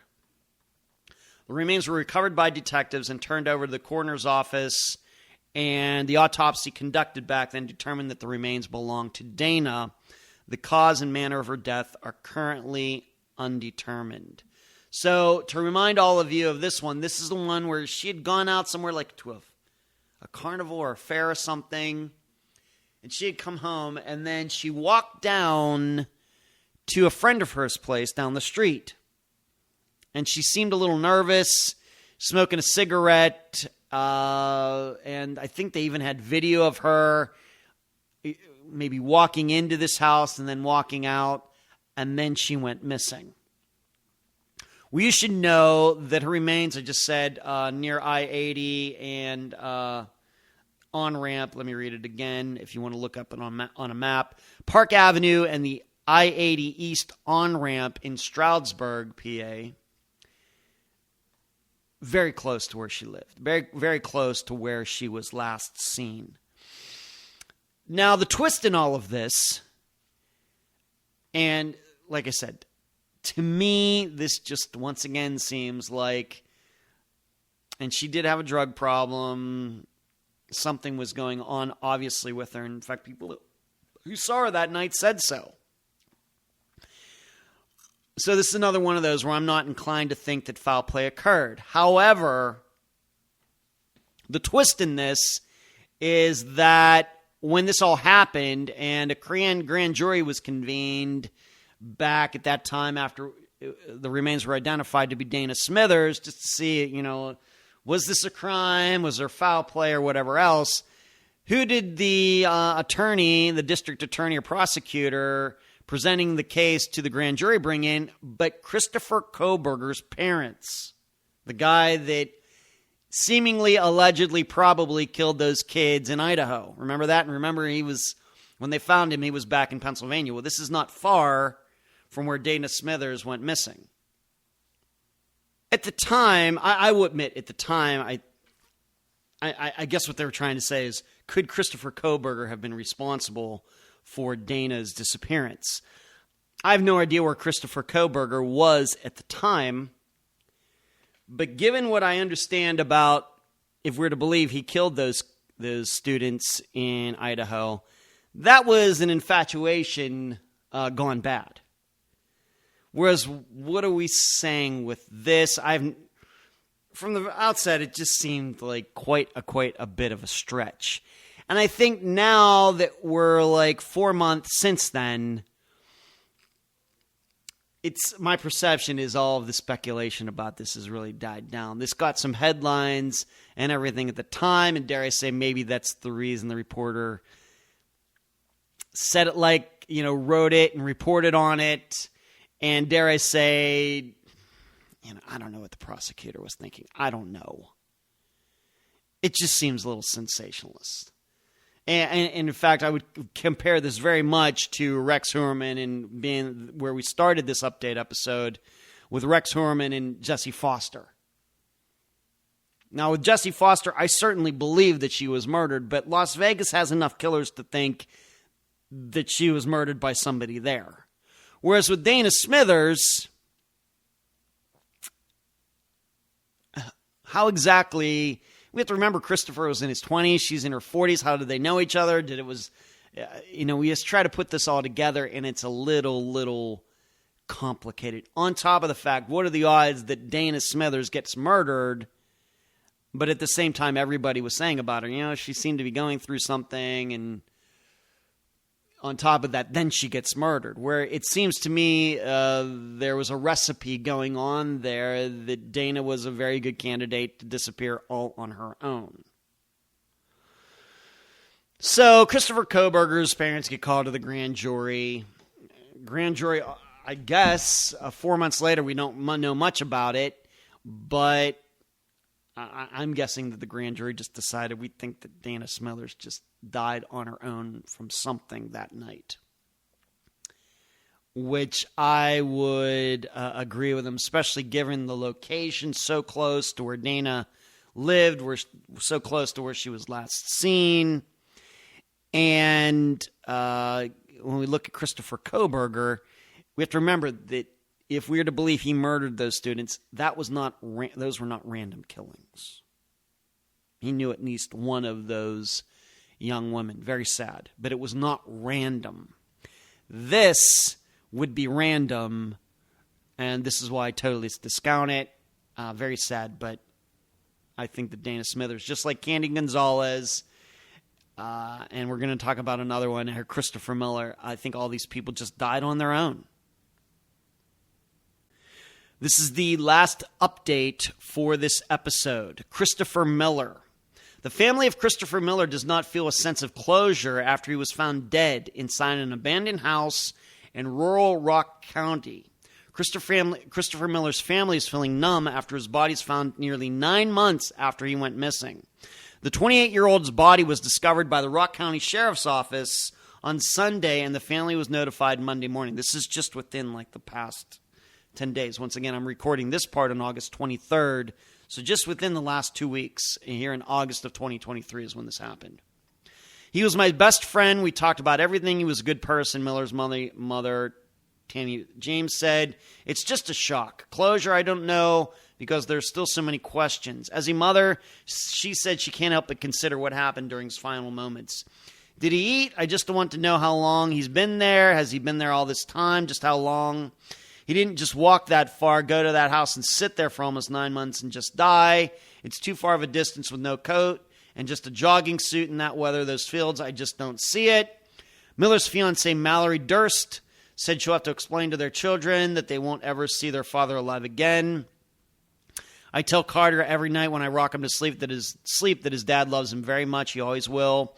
He'll look at pictures in our house and still says, Daddy and Dada will watch videos together. Durst gave birth to their second child after Miller went missing. She named their daughter after Chris. I'm just thankful that I took a lot of pictures and video of him and Carter just to have his memories. Our daughter, Krishan, won't have that because he wasn't here when she was born. As of Tuesday evening, Rock County investigators are still parked outside of the abandoned home on South Creek Road in the town of Turtle. Yes, like the animal, Turtle, Turtle, but could not add any new information that wasn't already shared Monday.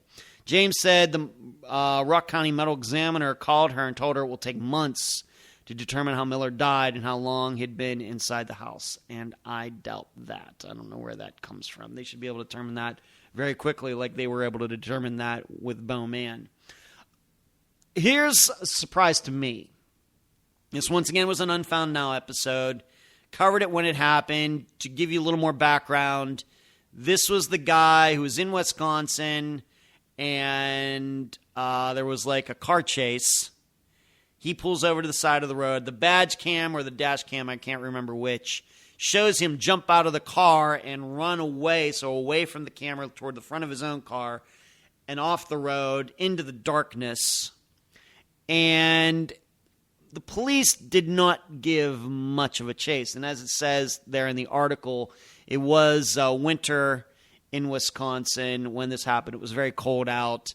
And it does not seem that Christopher was dressed for those elements. But he took off, and the police did not chase him. Although I'm finding out now there are people who believe they did chase him and something of a foul play nature happened. I will tell you, I'm not inclined to believe that.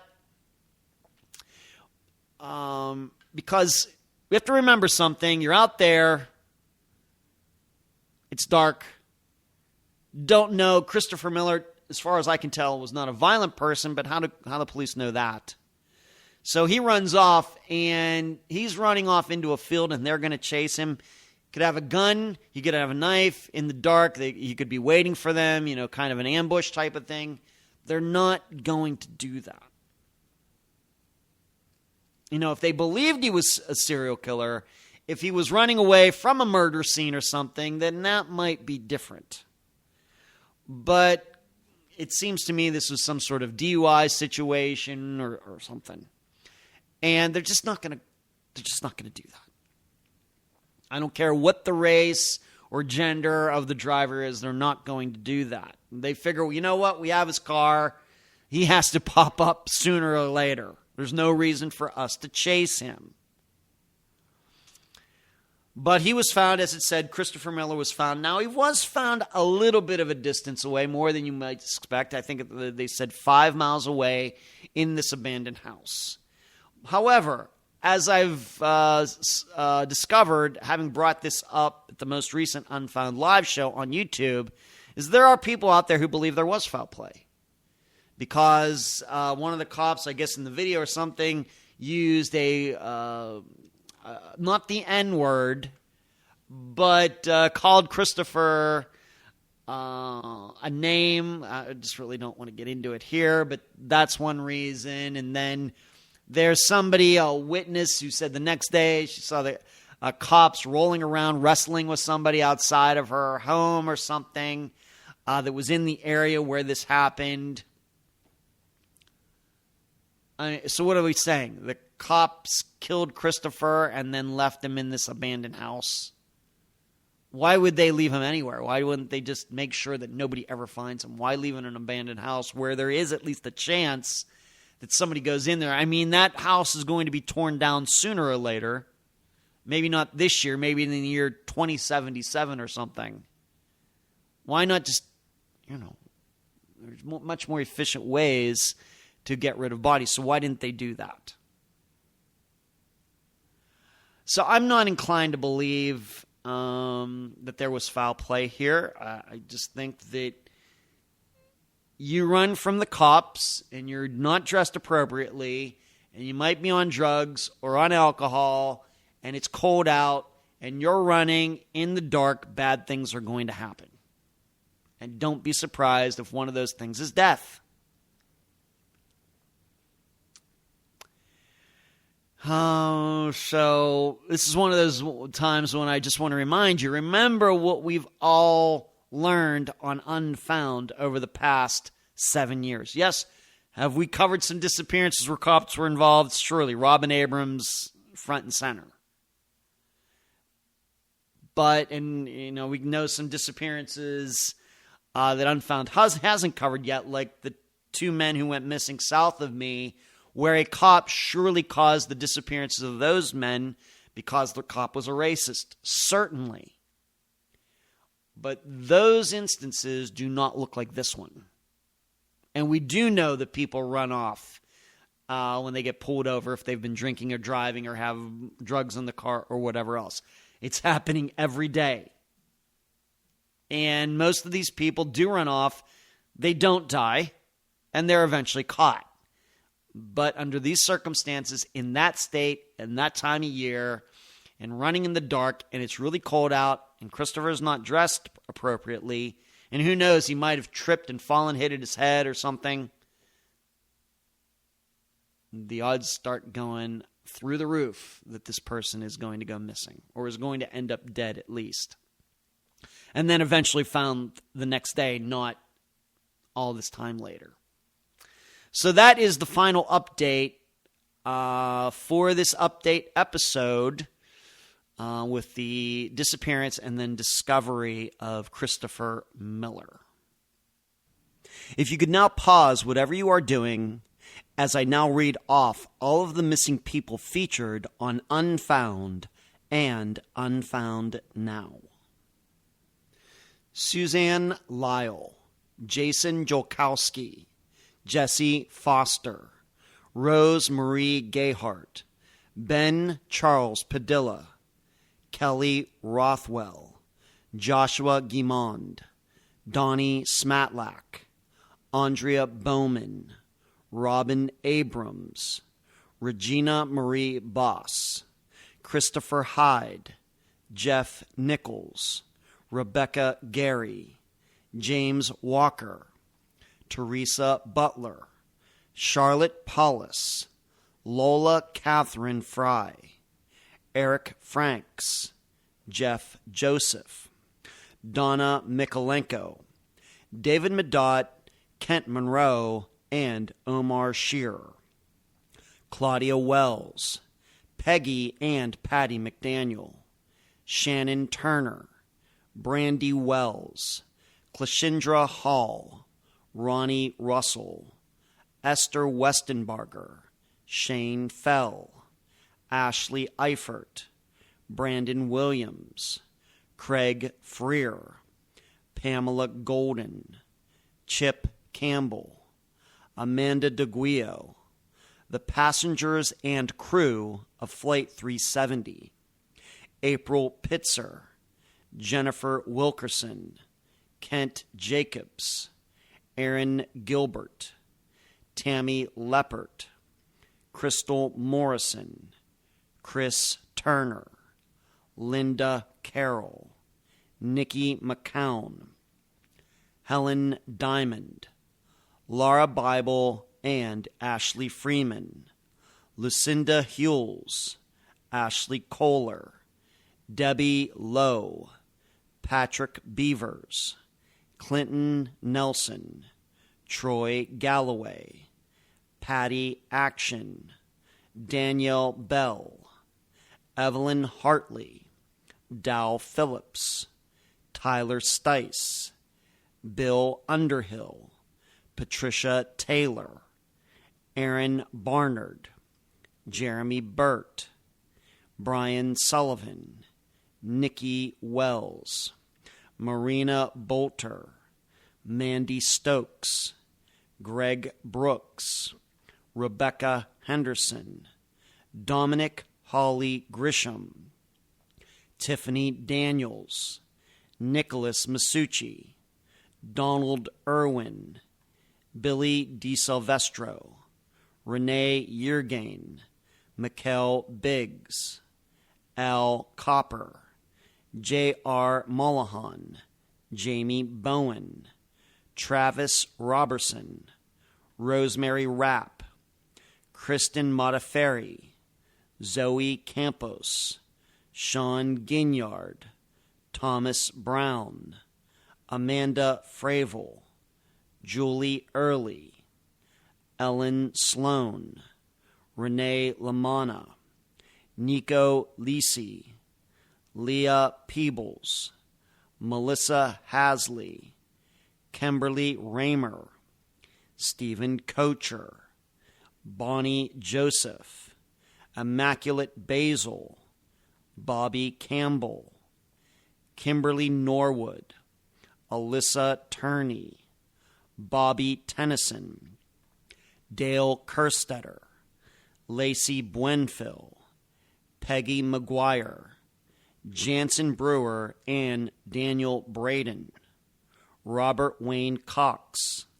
Lucas Degerness, Stephen Adams, Ashley Summers, Bonnie Dagus and Jeremy Dagus, Judith Emke, Jessica Hamby, Tim Beauchart, Devin Bond, Juanita Nelson, Desiree Ferris, Angie Yarnell, Deborah Asbury, Sean Koski, Mary Lands, Devin Brown Busetta, Shanna Boydo, Travis Murrow, Keith Fetter, Layla Faulkner, Megan Lancaster, Kelly Sims, Jack Hemby, Barbara Frame, Dory Ann Myers, Austin Pivo, Christine Hamilton,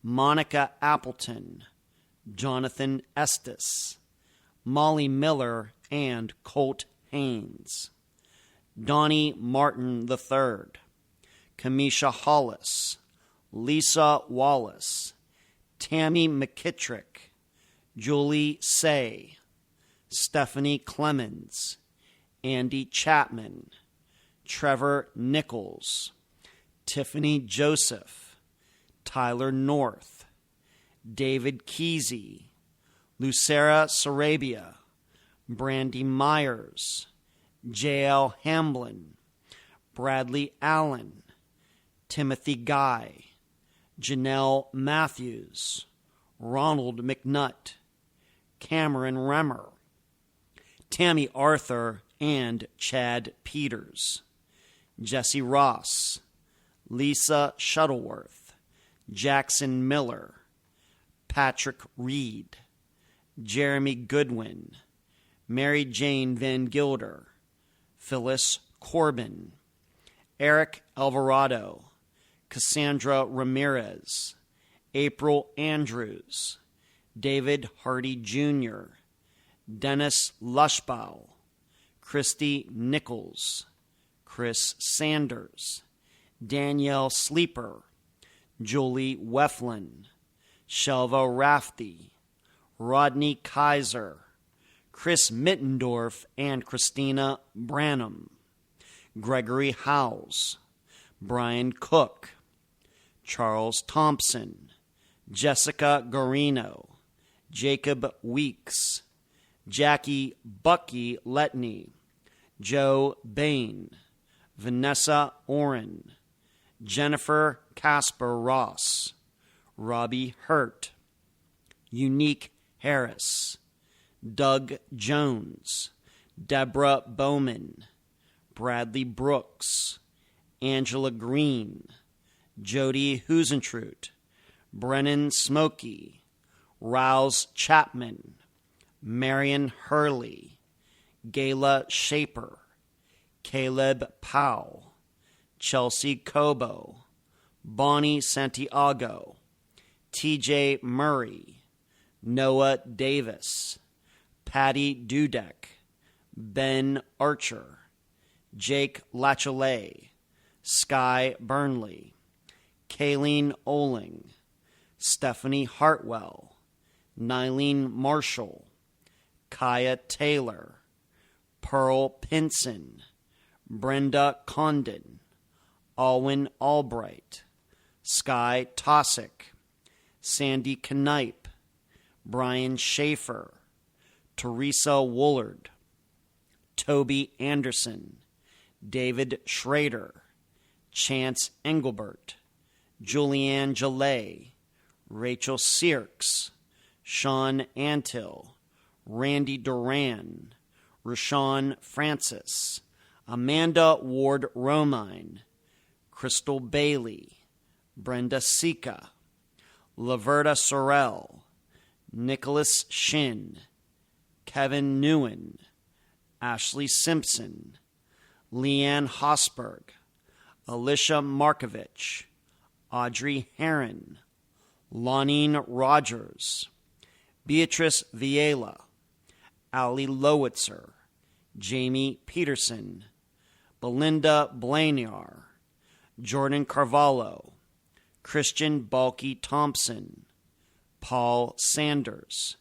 Jennifer Perry, Andrea Knabel, Sebastian Kelly, Marianne Verdecchia, Marcella Krolse, and Mary Regan, Sue Swedell, Mark Heimbaugh, Dub and Chance Wackerhagen, Kimberly Wilson Talley, Harry Milligan, Paul Egan, Steve Davis, Douglas Crawford, Rhonda Smith, Ryan Stuka, Daniel Villarreal, Mary Watkins, Bradley Strassner, Justin Gaines, Jacqueline Cooper, Holly White, Michaela Bally, Chase Lackey, Belinda Brewster, the Pickering Six, Jay Boyle, Michael Cummins, Danny Higgins, Chad Smith, Robbie Rumbolt,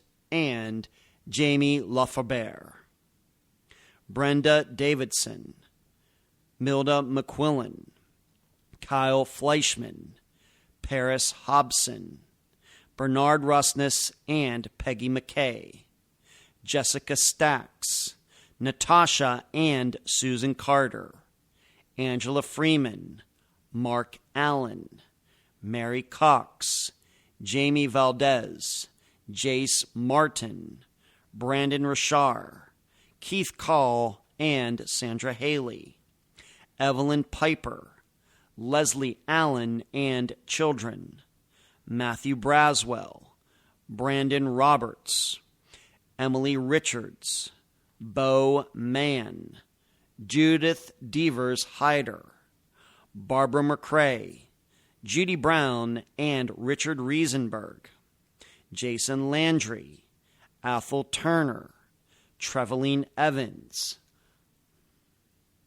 Alan Glasgow, Barbara Cotton, Tony Schwark, Sean Dickerson, Patricia Otto, David Wagoner, Mara Murray, Brian Vargo, Bianca Carrasco, Paige Renkowski, Betty Tepfer, Joel Akridge, Brenda Lambert, Aaliyah Boomer, Donnie Atkins, Linda Stoltfus, Erica Lloyd, Mary Lane Carter, Stephanie Hollingsworth, Corey Dale Moore, Alan White, Jason Landry, Aaliyah Scheibel, Kirsten Brueggemann, Mark Piniella, Cynthia Bal-Traoré, Louis Davila, Candy Gonzalez, Justin Sywick,